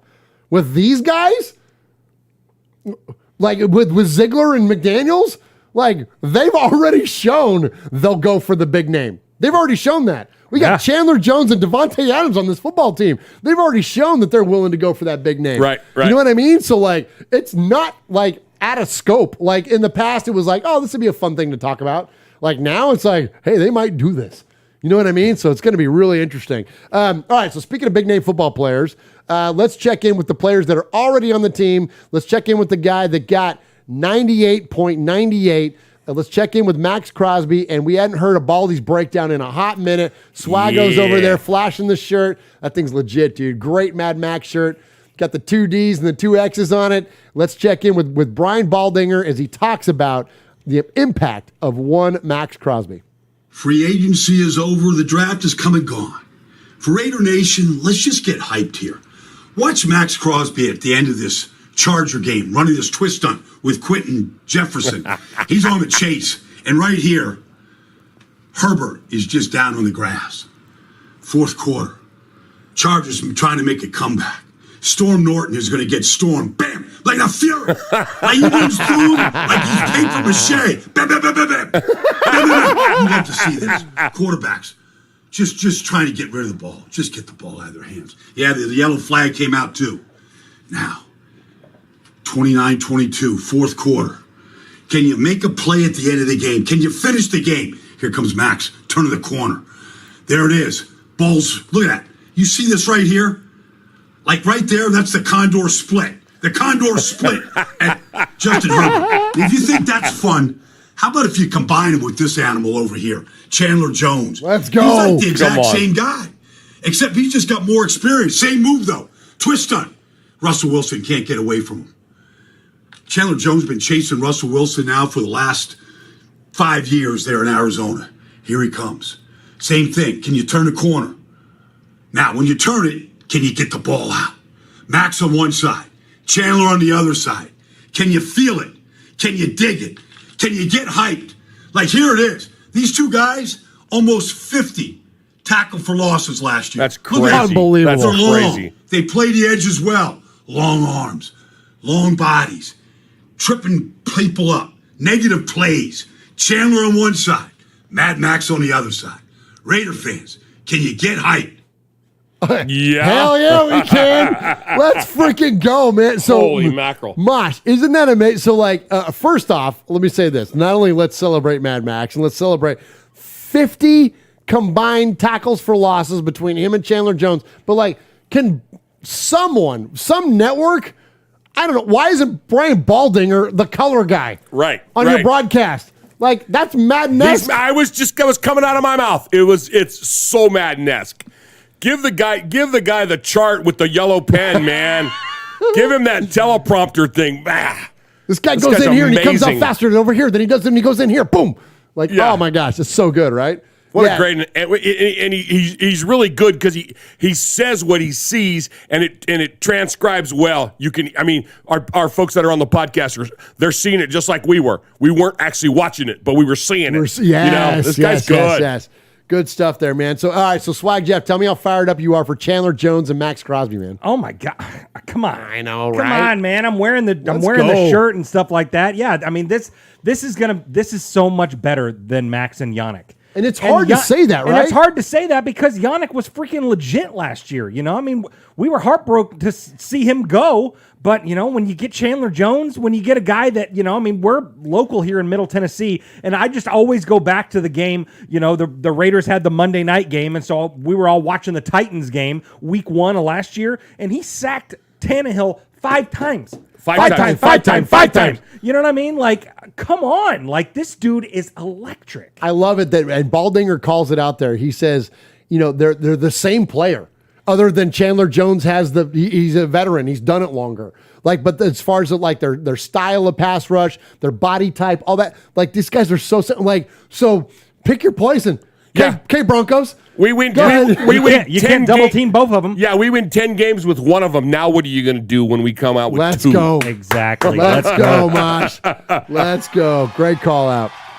All right, one more to get to. So speaking of the guys that are on the roster and the guys that we're celebrating around here, so we talked about Nate Burleson, a veteran of course, not only of the NFL, but of Good Morning Football. And they asked him the question. So Nate, every once in a while, will come back from the CBS morning show and join in on GMFB. And he did this week because it was Kay's last show. And they asked him, who is the most underrated wide receiver in the NFL? And check this answer. But right now we got Torrey Smith in your old chair, and yesterday we came on the show and did our top 3 underrated wide receivers in the league. Both of us had our own list, 3 separate players, and we got a lot of feedback online. You watched the game very closely. You're in that CBS studio every Sunday. Who do you believe is the most underrated wide receiver in the sport right now? So I have a guy, his first couple of seasons averaged around 50 catches, 600 yards. Decent. But this past season, exploded. Over 100 catches, over 1,000 yards, 9 touchdowns. And it's a guy whose name doesn't come off too often. I'm going with Hunter Renfrow. He's an absolute beast. I mean, this dude is the new slot machine. And I don't understand why he doesn't get mentioned. I don't understand why he hasn't been appreciated. We know what happened in Las Vegas, the unfortunate incident, and it seemed like the wide receiver core was an afterthought. And then they looked at one of their young veterans, and Hunter was like, "Yo, I'm good. Just throw me the ball. Put me in the backfield. Put me in motion. I can work the slot like the best slot receivers in the business, and I will be not only a trusted wide receiver, but a guy you can depend on in crucial moments." So, I mean, he just started his career. Only a few years in, you're putting up over 100 catches and 9 TDs. That's a big deal. So I feel like he doesn't get the love that he deserves, and he's very underrated. I liked how he called him the Hunter Renfrow, Cooper Kupp, different players, but if you look at their stats, Nate, over their first 3 seasons in the league, it's amazing how similar that career arc has gone. I liked how he called him the slot machine, and he plays for Vegas. I know, right? Yeah. It's a great nickname, man. Yeah. It's a great nickname. Look, I don't know what kind of, like number predictions. I'll just say this, though. I think Waller and Hunter Renfrow are going to benefit most from the signing of Devontae Adams. Like, Totally. Those 2 guys are going to feast because they're going to be left open. Right. You can't, just like we talked about with Chandler Jones and Max Crosby, you can't double team both of them. Can't double everybody. What's going to happen? Like, I mean, I don't know, like my brain explodes. Those 3 guys, Hunter and freaking Devontae and I mean, like, it's insane. Like, there's going to be someone open on Every play. Every play, Every dude. play, there's going to be somebody open. And if you're one of those people that's out there being like, oh, we need to trade Darren Waller, stop. Why? No. Why? No. That's the dumbest That's the thing dumbest ever. thing you ever said. No. This guy's an absolute rock star. He's like, I mean, like, look, I'm not going crazy, but he's like the potential Hall of Fame player type talent. Like, no, we'll figure out a way to get him under contract. Let the guy have a big year. He was hurt last year because a lot of people were like, oh, you kind of fell off at the end of the year. Yeah, he was hurt. What are you going to do when you're hurt and you go to work? You know what I mean? Like, take it easy, man. Like, don't freaking judge the player on that when they got dinged up a little bit. The fact that he was out there at all, I mean, we watched him. You and I were, Mosh, we were there and watched him running routes. And we were like, look, he's fighting through something. Yeah. He didn't look like he normally does. That's not because he, like, his talent all of a sudden quit or his work ethic stopped. No, that was hurt. You know what I mean? So, yeah, those guys, I'm telling you, Renfro and Waller are going to go nuts. And, oh, my gosh. People don't realize you can have multiple Hall of Famers on the same team in similar positions, okay? You mean like Dave Casper, Cliff Branch, and frickin' Freddie Bledsoe? Yeah. Let's do that. You know? It drives me nuts. Let's frickin' when go, we man. when we win football games, people want to stay. You know what I Thank mean? you. When we win, these guys might take, you know, the hometown discount. You know what I mean? Because they're winning football games. You put rings on their fingers, they'll play for pennies. You know what I mean? Like, come on. Like, Let's go, man. Let's keep go. the whole crew around, man. Why Keep not? it around. Yeah, Don't break absolutely. up the band. No. Keep Yoko out of the frickin' studio, man. Her ass on the road. Imagine that. All right. Well, Uncle Mosh gets back. Let's go ahead and let's hit. So around here at Raiders Fan Radio, the more of you and less of us is a good thing, and we feature you, Raider Nation, in what we call the Sea of Fans mailbag, which is a play on the term Sea of Hands, which of course is one of the most famous Raider plays. But this week we're not doing the Sea of Fans. We're doing the Sea of Kill Jadis because it's the offiest of the offseason, and apparently none of you wanted to talk about the Raiders. You want us to talk to us. Or talk to us. So actually, I jest. We've got a couple of great emails in here, and we've got a couple of great voicemails. So let's get to those in the Sea of Fans mailbag. There he is, baiting, looking. He's under the gun. He's caught, he throws. It is.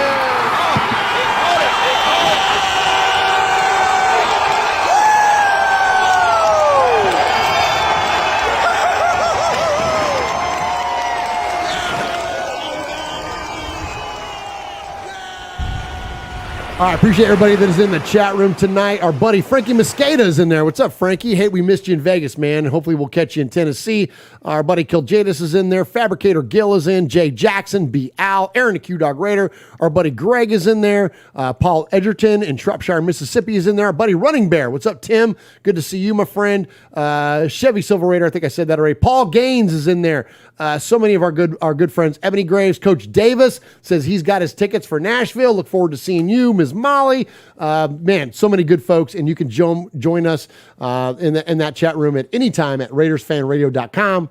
YouTube.com/RaidersFanRadio, and join that every Wednesday night. All right, before we get into the voicemails and the email, Swag Jeff, we're giving away a cool item tonight. We got a bunch of money flowing in. Give us an update on where we're at. Absolutely. So 15 people have donated so far, and you still got a chance to get in the mix here. Signed Ronnie Lott helmet, Hall of Fame 2000 inscribed. Let's go. It's got the Beckett certification number on the back, so it's the real deal. It's legit. But yeah, man, we're looking good. We're looking good. I'm not gonna announce it until we get to the end.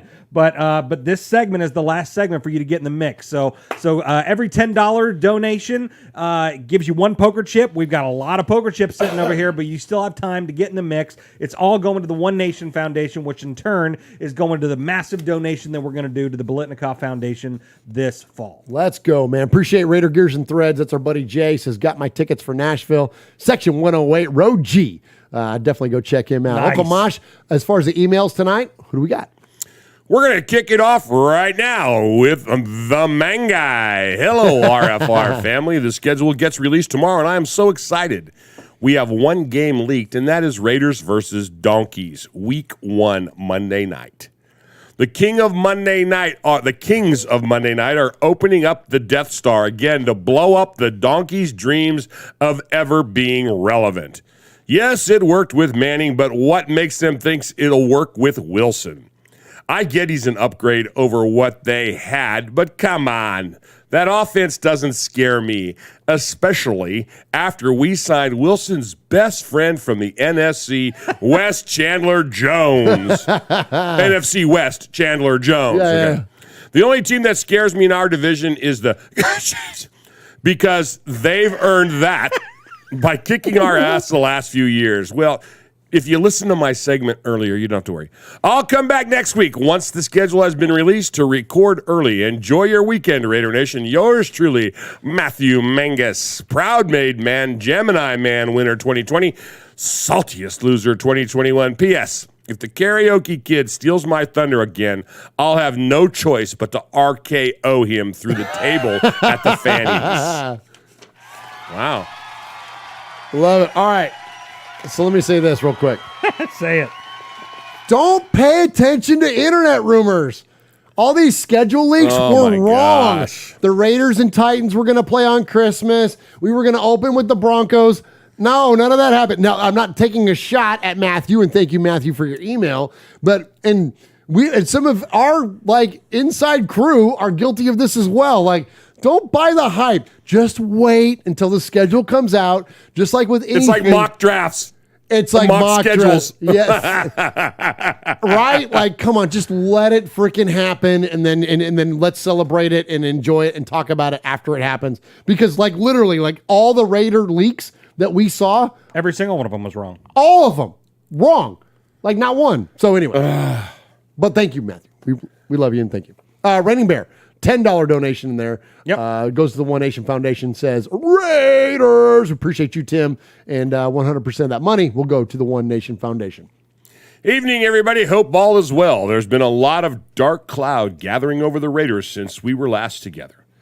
Unpleasant accusations have been made, and a lot of people are happy to speculate with ifs and buts galore flying around the media. It shouldn't surprise us. It wouldn't be the Raiders without some form of drama somewhere, now would it? I believe none of it. I believe none of it should concern us at this stage, as nobody has any facts. I'd rather continue with the positivity that's still coursing through the organization. We've had an excellent free agency period so far. A very positive draft class has been assembled, and the undrafted free agent group looks very impressive. There are still one or two areas I personally would like to see us address, and now that we're only 14 days away from more cap money being released, we can hope for more additions. The offense is already better than last year. More weapons for DC, including the biggest of them all in Davante Adams. We'll have a better O-line. The coaching staff has improved, and we now have a head coach that thinks along the same lines as a quarterback. Hey, you know what? He even looks at the scoreboard. So there should be no more overcautious negativity in the play calling. That was money. Right tackle still bothers me, though. I want to see experience at that position. I get that we have young talent, but I see them as depth players for now, and I want to feel as confident as I did when Lincoln Kennedy was there, who could probably still come out and make the team. Right. Totally. Darrell Williams would be my choice, or Brian Beluga, if he could stay healthy. Crickets. Also, I thought we had embarked Brian Edwards. Not a lot of Brian Beluga fans around here. Yeah, I like to call him Beluga. Yeah, you do. Yeah. Because he's a whale. Well, anybody that's a lineman is going to be a Beluga. Also, I thought I had fat. Fat of the Oh, do week. I have that soundbite now? Fat, yeah. Damn right you do. You got all the fun stuff. Oh my gosh. Where is it? No, I don't have that. You don't have that? We ready to get back to Paul? Fat. Is that it? Just fat? No fat of the week? Fat of the week. You look like melted ice cream. Oh, I can actually hear you getting fatter. Says he's fat. Who's fat? Too Beluga. Big fat fatty. All right, back to Paul. Also, Never not funny. It's I'm always sorry. funny. I thought we had earmarked Brian Edwards for the wide receiver 2 berth, but obviously that's not happening now. Recruitment is ongoing, and an experienced receiver coming in still isn't beyond the realms of possibility. Julio Jones or Odell Beckham Jr.? Anybody? Defensively, last year. No way, really? Let's go. That's what he wrote. Paul, yeah. He hit. It's like he was in on the. He vibes with us, man. We vibe with Paul. We vibe. The pre-show.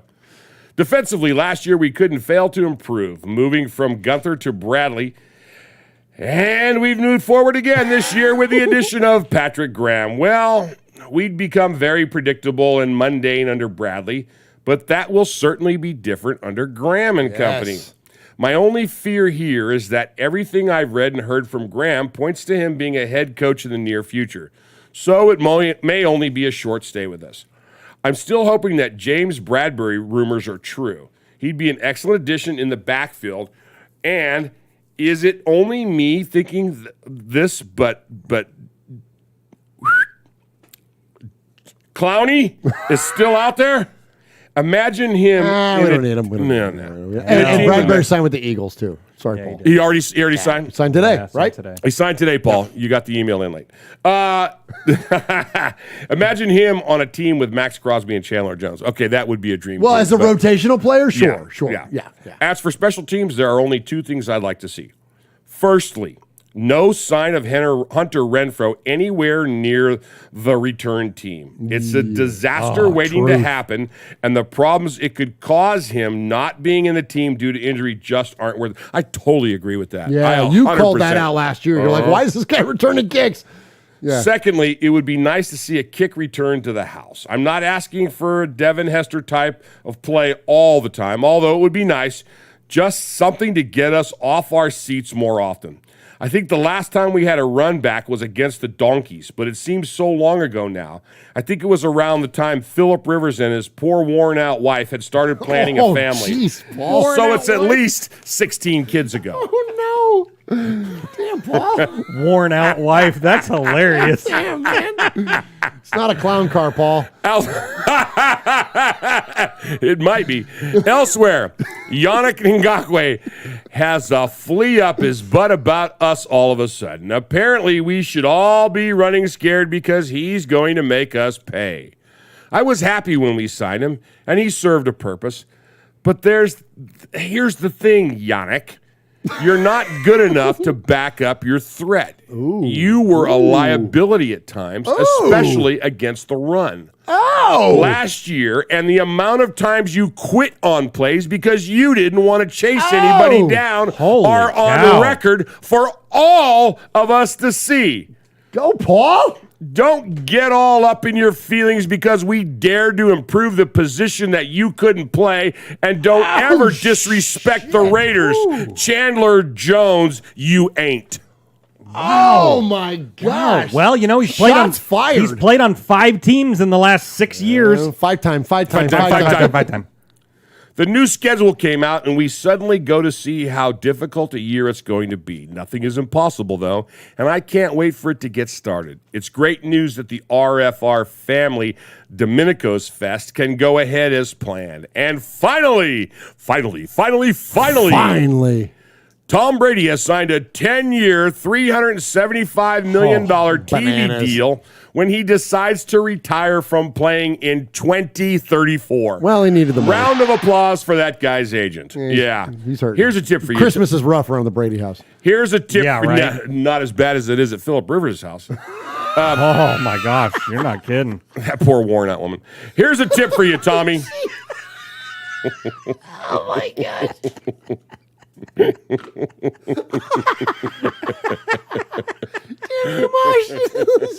Here's a tip for you, Tommy. Take Walt Coleman into the studio with you on your first day. He kickstarted your playing career, so he should be able to help you as a TV analyst as well. Stay safe, RFR family. gosh. Love you, Raider Nation. Love His you. Lordship, the Royal Scribe Paul Egerton, Shropshire, Mississippi, Polly Award winner 2019, Foggy Glasses Award winner 2020, BRT Sizzler scorekeeper, proud made man, five-time +1 winner of the Raiders Fan Radio BRT Sizzler Award and the 2022 Shots Fired. Oh my gosh. Oh my gosh. That was funny. Attaboy, Paul. Paul. Paul don't play. Oh my gosh.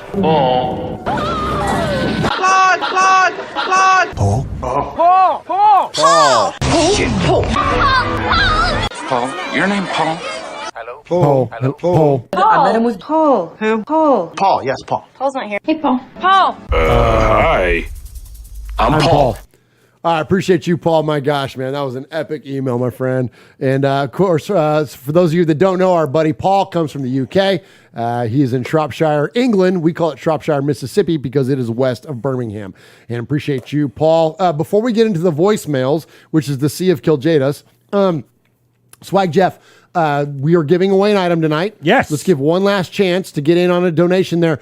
And our buddy Jason, who supplied that mini helmet and so much of our cool merch that we'll be giving away in the Summer Swag, he's in the chat, so let's celebrate him and shout it all out. Yeah, absolutely. Yeah, Jason, thank you so much for, he hooks us up with great deals on stuff, and he sells it not just to us, but to everyone. So look him up, and you know, if you don't win something on the Summer of Swag, you can always go to him, and I'm sure he'll cut you a good deal as well. And he's a guy. He's in the chat. He's a guy. Oh yeah, there you go. Yeah, because we got a guy. We got a guy, man. But yeah, so swag guy. Yeah, there you go. So last chance, Ronnie Lott signed mini helmet, Hall of Fame 2000, got the Beckett certificate of authenticity, all that stuff. Yeah, man. $10 a poker chip, and we need $70.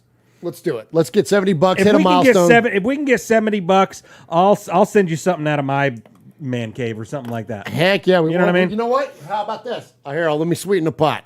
We'll pick a random one on the next. Look, I got this flag or this towel here from the Raider Charger game when we knocked out the Chargers and made the playoffs January 9th, 2022. Mosh. We'll draw for that after we draw for the helmet. Perfect. Okay, deal. Sweeten the pot. So appreciate you and all the amazing donations tonight. All right, let's jump into these voicemails. So if you get your message played on the show 3 times, we refer to you as a made man or a made woman. And that's kind of like the crew. That's like the inner circle. That's if you got a seat at the table, you're a part of the made crew. And every crew needs a captain. And so our captain is Aaron the Q-Dog Raider. We call him the Capo, and he always kicks off this segment. Greetings, I'm Earth Consigliere Marsh. I'm the boss Sonny. I Sergeant Arms for Sizzling. Big Raider Trucker, Mojo from When the Universe Speaks, Ramon the Meme King, more on him later. Swag Jeff, Chuck Splatterhead McCann, and the Inebriation. Ron the Materator Nation. Monday, our Raiders, they went out and they signed, fresh out of college, undrafted free agents, Travis Coons out of, where is that school out there in West Texas? We'll call it Texas Tech, guns up. And quarterback, Stanford Samuels III. And probably most intriguing, right tackle, Tyrone Wheatley Jr. Yes. That Tyrone Wheatley Jr.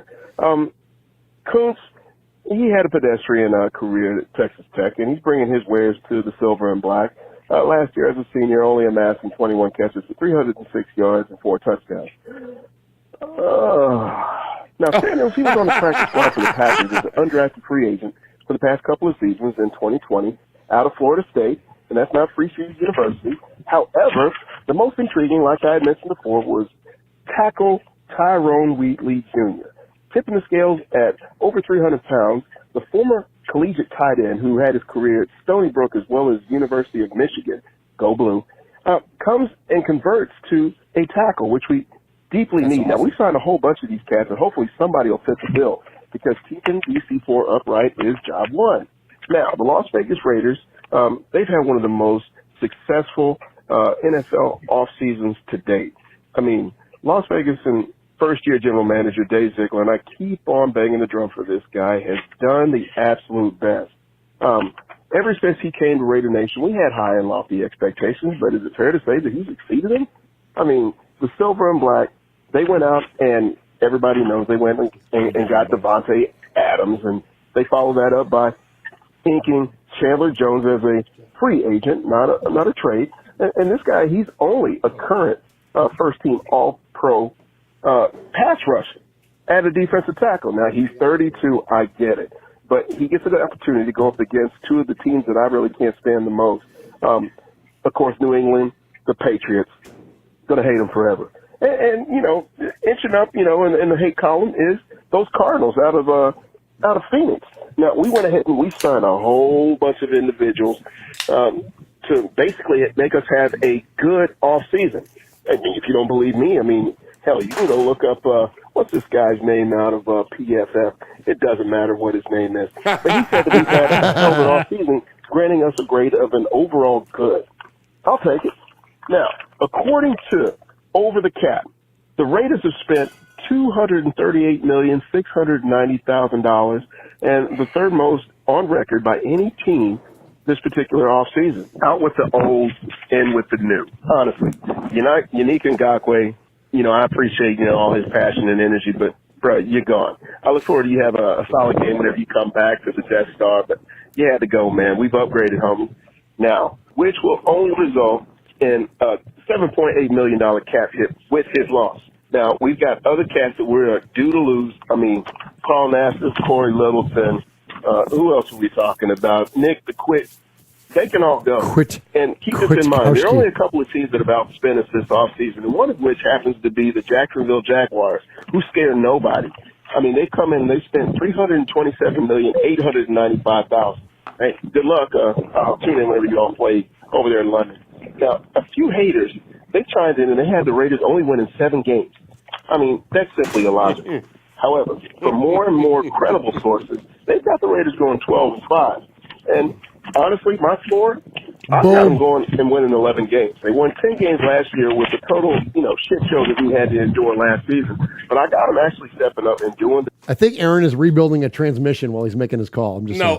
Aaron's in the crapper. He's got to be in the crapper. He's sitting there. He's got all of his papers with all of his notes, and he's trying to juggle them all. And has a cocktail, drinking some Don Julio. He's got a handle of Don Julio. Early on, in you had just left, and he goes. All of a sudden, he's going. Okay, now let me. Bring you up to. And me and Jeff looked at each other and went, I recognize that sound. Oh my God! That's why I love the capo. So, who's with me, Nation? I'm challenging. Go ahead and put your posts up. How many wins do you think the Raiders going to get? Now, once again, OTAs are about to begin on Swaggy J Capo Day, May 23rd. But let's go ahead and step off of that for a moment. And a public service announcement for anybody that sees Raider Ramon or B-Dog in a pasture. Let's go out there and buy as much milk as possible and just turn the label to the back and see if you see them as missing. Miss you guys. Show the hell up, fellas. You made miss. Silver linings. Now, much is been made about Mark Davis and his front office, but it has nothing to do with him adulterating or going all, Snyder with, the ladies of the office. That's nothing further from the truth. Honestly, he was too hands-off for his own good, and I got him dialing in and being a little bit more hands-on a la his pops, and everything will get rectified. And don't you believe the former ex-president talking about it? He was worried about, the vibe and tone of the building on how women were treated. Listen, Raiderettes are respected, and they're protected. Amen. Run that shit somewhere else. Finally, the Let's hit go. list. Wide receiver Brian Edwards. Thank goodness. Center, Brett Hickey. Wide receiver, Trey Turner. Jackson Mahomes, Roger Goodell, Jerry Jones, Daniel Snyder, Jim Rome, Mike Wilbon, Jason Whitlock, and Insurrectionists. Respect goes out to Carl Cochran of Raiders Films, seen on YouTube. Man, simply the best in the biz, loving his intake. And I live in South Dallas. This is no secret. I'm recording this call on a breezy day up under a tree. Now, all you content creators that actually live in the Metroplex, at me, bruh. See me, bruh. Love me, bruh.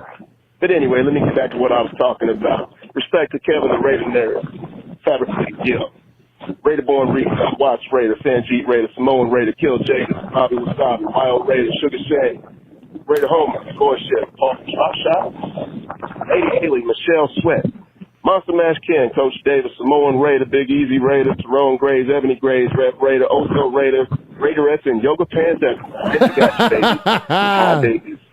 And Dead Scroll Steve. Rue. Excellent job there. He's Aaron so Keeler. funny. He's the best, He kills man. me. So let me say, because we're not going to have a show for a couple weeks, so let me just say happy birthday to Aaron the Q-Dog Raider, of course, on May 23rd, which is also Swag Jeff's birthday. Yes. Your lovely bride, Aunt Kathy, is her birthday is on the 30th. Uh-huh. And my son Tristan just had his birthday on May 16th. My dad's birthday and one of my good buddies, Lucas, was on May 13th. Yep. And my dopey brother, Alan, who's a freaking Niner fan, his birthday is on May 29th. We have all the May And birthdays. my sister's birthday is today. And there you go. your sister's birthday today, and of course we forgot it. My mom? No. My mom's was the 23rd. Your mom's was the 23rd, but that's not what we forgot. Okay, what we forget? We forgot, like we always forget, Greg in Tennessee's birthday was yesterday, and we were gonna make him, but we were gonna make him for his birthday, but we didn't. We'll have to wait till next year. Well, we're out of time. It's getting late, so we've got another. We'll one get to him next time. We'll get him next time. Wait, next year. Hey, Greg, next year we'll wish you happy birthday. Actually, we'll make you on your birthday. We should have made it. It was this We big. can at least wish him happy. It was birthday. this big 5-0. Happy birthday, G. Happy birthday, G. No, we ain't got time. Okay, Move right. on. Happy birthday, Greg. Jeff doesn't have time. Mosh and I had time to wish you happy birthday. Jeff does not. Yeah, Jeff doesn't. Time. My life is running out of lifespan. All right, next up, let's go to the Sea of Oh, and Captain Kiljadas. Jack Rackham is in the chat. Oh! Are you fuckers? We love you, Captain Jack. Oh my gosh, that's amazing. So appreciate you jumping in there, Captain Jack. I'll tell you what, I'm going to hit a break before we go to Kiljadas. Are you fuckers? This is Captain Jack. You're listening to the soothing sounds of Raiders Fan Radio with Murph, Uncle Mosh, and that wonderful gentleman, Swag Jeff. What the fuck are you doing? I appreciate you, Captain Jack. All right, let's get the last call of the night. Let's check in with our good friend. He calls himself the northernmost Raider fan. He's up there in Alaska. Let's check in with Kiljadas. Ladies and gentlemen, brothers and sisters of the Silver and Black Nation, tomorrow we get the schedule to find out when we face the gauntlet that we have. The seventh hardest schedule this season, facing teams of the AFC South and the juggernaut that is the NFC West. Okay. The juggernaut that is three teams of the NFC West, and then there's those sucky, sufferable, second-class seasonals known as the Seattle Seacucks. I hate them so much. Not to mention we face the Patriots, Steelers, and the Saints this year. Macho Man, it is up to you on this one, your take on our opponents. Ooh, yeah. AFC South and NFC West. One division where all their wins count, and the other is, well, not so much of a competition, if you ask me. Yeah. The Houston Texans are going to be kept in the basement. The Colts are going to fail to pony up, and the Jaguars are going to be going to be breaking records as they go for a third consecutive number one pick in the draft. Oh, yeah. The Titans are the only competition, but King Henry's reign of terror is going to be over as our defensive wall is going to stop them. Except that Ryan Tannehill is like undefeated against us. Don't start with me. We're going to hit the Saints so hard, they'll be asking the question, who that? The time for vengeance is now, as we pound the Patriots into pudding. And we all know it's not about the black and yellow, yeah. It's all about the black and silver. And then there's the real test. The 49er rivalry may be dead, but that doesn't mean that we don't walk into San Fran and stuff them into a trash can, yeah. The Cardinals are hot in the regular season, but much like their Hobbit quarterback, Kyler Murray, they're going to be coming up short, yeah. And we all know who really owns L.A. And it's not the Super Bowl champs, it's the Raiders. And I hate the Seattle Sea Chickens. Really? You're going to interrupt me on this? Fine. Either way, it's going to be the perfect season for us. When we have a tough schedule like this with tough opponents, it's going to harden us up for the playoffs. Or it's going to break us until we don't make the playoffs. Well, you just stop with the negative thought. It's not being negative. It's being realistic and critical. No, it's not. Why? You got to get rid of those negative ways. Why can't you think of something righteous and nice for a change? I hate the Seattle Seahawkers. Close enough, I guess. Oh, yeah. All right, there he is, our good friend Kill Jadis. We appreciate you, my friend. Appreciate the amazing calls every week with of course with the incredible. I'm sorry, we're losing here. It's getting to that point in the night where we're friggin' cracking up. We're getting a little giddy. We're in our giggle boxes, man. We appreciate all of you that have joined us tonight, and appreciate Kill Jadis. Okay, Uncle Mosh. You have heard the calls tonight? I have. I've heard. Well, where's my mic? Okay, I lost my microphone. Oh, hang on. Am I good? There it is. I heard my.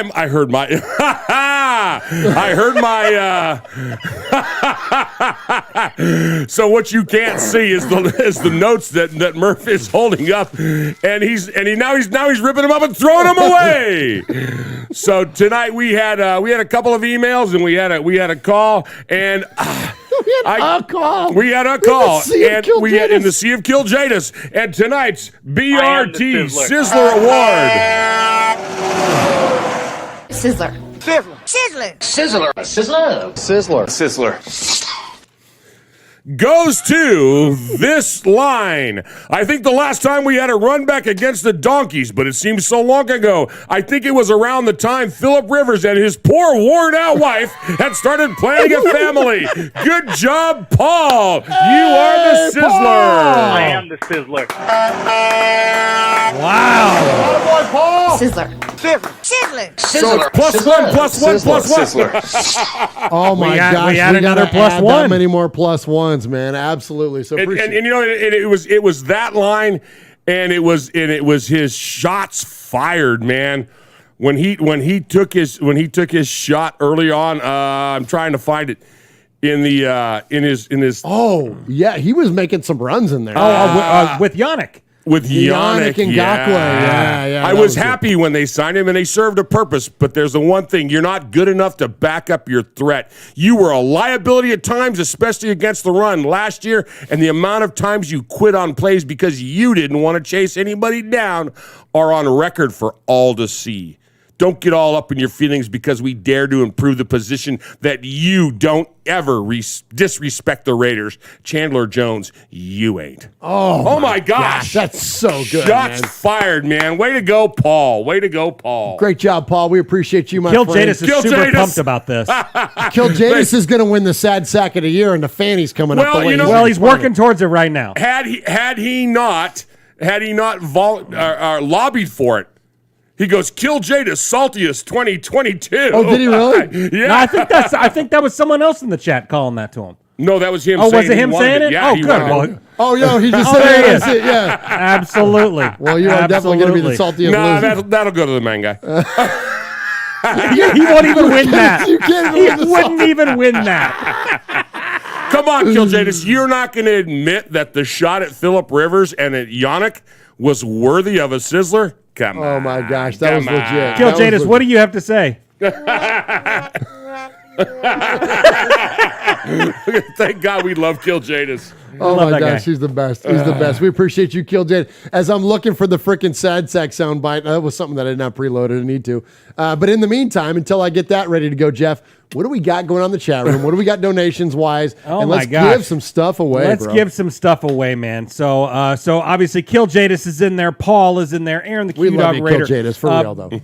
Absolutely, we do. Big Bass Raiders in there. Our buddy Jay, Raider Gears and Threads is in there. Ebony Graves. Let's see. Tide Raider, Lala Meloso. Let's see. Ron is in there. Captain Jack's in there. We got the whole crew, man. And we had a lot of people show up, man. Summer of Swag.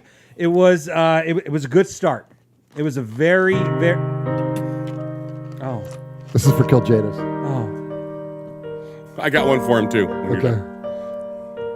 Sorry, I tell you, I interrupted Take you. these two But over to the garage, will you? I want them cleaned up before dinner. I was going into Toshi Station to pick up some power converters. Sad sack. This is not going to go the way you think. Sad sack. It's really not fair. It's my team. It's my quarterback. Sad sack. I'll be lying if I say that it didn't bother me. Sad sack. Sometimes emotions is what makes a person. Sad sack. Promised Mess I wouldn't do this. But, as I said, there comes a time when Sad sack. I'm not a sad sack, am I? Oh, this is my favorite. Oh. Sad sack. You complete me. Sad sack.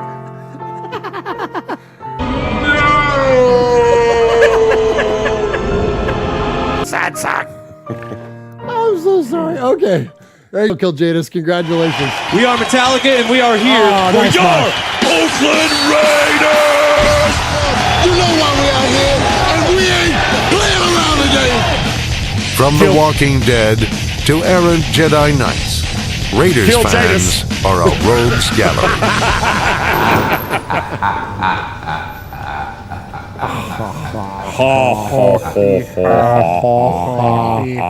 Did we talk about the Raiders tonight? Kill Jadis on the Barely.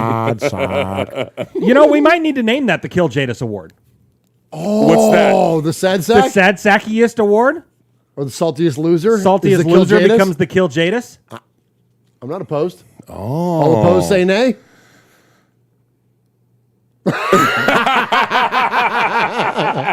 All right, Swag Jeff, let's give something away. Yeah, absolutely. So right at the buzzer right here, Ebony Graves with another $10 donation says thank you, for Ebony. Tyrone because I got his back. Oh, love it. Yeah, love so it. we had 16 people donate tonight. Wow. We raised $440. Oh, let's go. $440 on night one of the Summer of Swag, and like we were like dipping our toe in. Like, I mean, just no disrespect to Ronnie Lott. Like, this is an amazing. They're so cool. Hall of Famer, all that good stuff. It's only gonna get better. It's just the tip of the summer swag. It's just the tip for sure. So let's break it down. Let's break it down. Hold that thing up there, Mosh. Why is that so funny?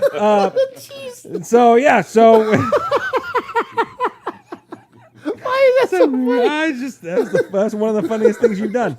Oh my gosh. So we're just gonna run these down and shake these up as we go, Mosh, so we All give right, here we everyone go. an equal All shot. So poker chip number 1 times 2, Aaron the Q Dog Raider. Poker chip number 2 goes to Ebony Graves with 3 chips. Number 3, Kill Jadis with the hashtag 1 chip gang. Hey, let's go. Yeah, absolutely. Shake these up, Mosh. Let's see. Tyrone Graves, poker chip number 4. Then we had, let's see, Tyler Smith, $20 donation. Joe AXT, $20 donation. Memo Gutierrez, $10 donation. Fabricator Gill, $40 donation. Schmucky the Raider Bear, a $10 donation. John Ogle, $20 donation. Tide Raider, $20 donation. Mojo, $20 donation. Let's go. Crew Joe, $20 donation. $10. Running Bear, $10 donation. And then we got the big dogs. The leaders in the clubhouse tonight, Caesar R, $100 Let's donation go, to the Caesar. One Nation Foundation. And of course, Big Bass Raider with as well a $100 donation to the my One gosh, Nation Foundation. So freaking cool. Yeah, absolutely. So I'm going to bring this over to Mosh now. Right here, we've got it all shaken All right, up Matt, and stuff. back off to the mosh cam. Absolutely. Here we go. All right, here we go, fellas. So for the Ronnie Lott autographed Hall of Fame inscribed mini helmet, here we go.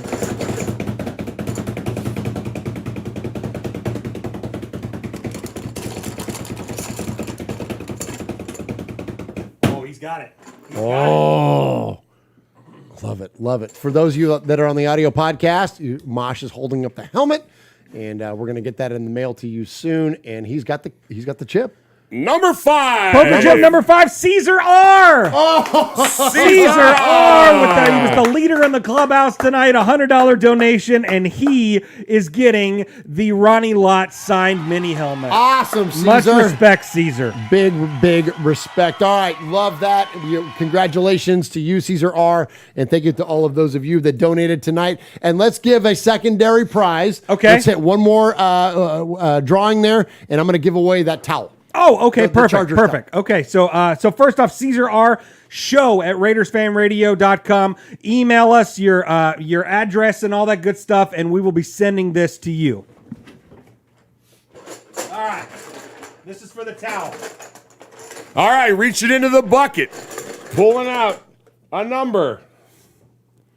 Early on, number 2. Oh, number two, Ebony Graves. Hey! Ebony Graves gets the towel. Let's go. Nice, Miss Ebony. Congratulations. We'll get this to you. So, yeah, send me an email, show at RaidersFanRadio.com, and I will send that to you, and I'll throw in a shirt to go in along with it with the towel. And so this towel, it's not just any dopey little towel. This is what we got. These were hanging on our seats when Mosh and I went to the last game of the year. We slapped the crap out of each other with those towels. We were nice. Friggin', this was amazing. Yes, we were waving these things around, and so so I'm going to send you one of these when we knock the Chargers out of the out of the regular season and out of the playoffs, as the Raiders made their way into the playoffs for the first time in a while. So congratulations to Miss Ebony Graves. All right, long show tonight, but that's what we do when we only go every couple of weeks. So check us out. We're off next week because it's the obvious of the off season. We're off next week, and then we're coming back again. Stay tuned as we continue through the Summer of Swag. We're going to get to episode number 250, which will culminate to not only a celebration of 250, not only the celebration of 10 years of us doing this show, not only the celebration of Swag Jeff being here for freaking 3 years doing this show, but it will be our annual Fanny Awards when we award the most and want to recognize you, Raider Nation, and all your amazing contributions to this show throughout the course of the year. Let's go ahead and hit are you going to put up a Rich Schmelzer next Wednesday while we're gone? Probably, yeah. Okay, so we want to make sure you hit that too. Yeah, there might be an RFR rundown. There might be some interviews in there. There's going to definitely be content on the channel for those of you that are subscribed to the audio podcast. So definitely do that. Subscribe at Raiders Fan Radio on any podcast service. You'll always get some audio content. It's just the YouTubes. We're going to take a couple of weeks off. So this was so much fun. Thank you so much to my two co-hosts that are in the studio tonight. Thank you so much to the one and only Uncle Mosh, the legendary Uncle Mosh, for being back in. Thank you to Swag Jeff. Y'all take us home. Yeah, absolutely. And thanks to everyone in the chat. Ebony Graves, Shadow Silver Raider, Running Bear, Aaron the Q-Dog Raider, Tider Raider, Schmucky the Raider Bear, B-Al, Big Silver and Black.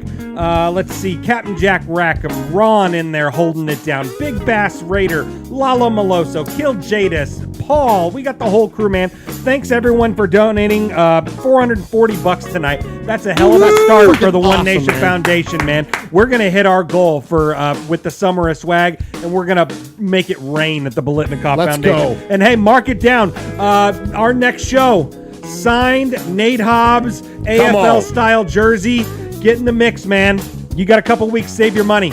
Uncle Mosh, take us home. Happy birthday to all those May birthdays. We appreciate y'all. We'll see you in 2 weeks. Thanks for listening tonight, everybody. For my little nephew Murph and my buddy Swaggy J, you got your old Uncle Mosh. You've been listening to Raiders Fan Radio, where we take a lighter side journey into the dark side. Don't worry about the horse being blind, just load the wagon, as Coach used to say. What happens in Vegas started in Oakland. Adios, malingerers. Good night, everybody. God bless. Drive safe. Goodbye.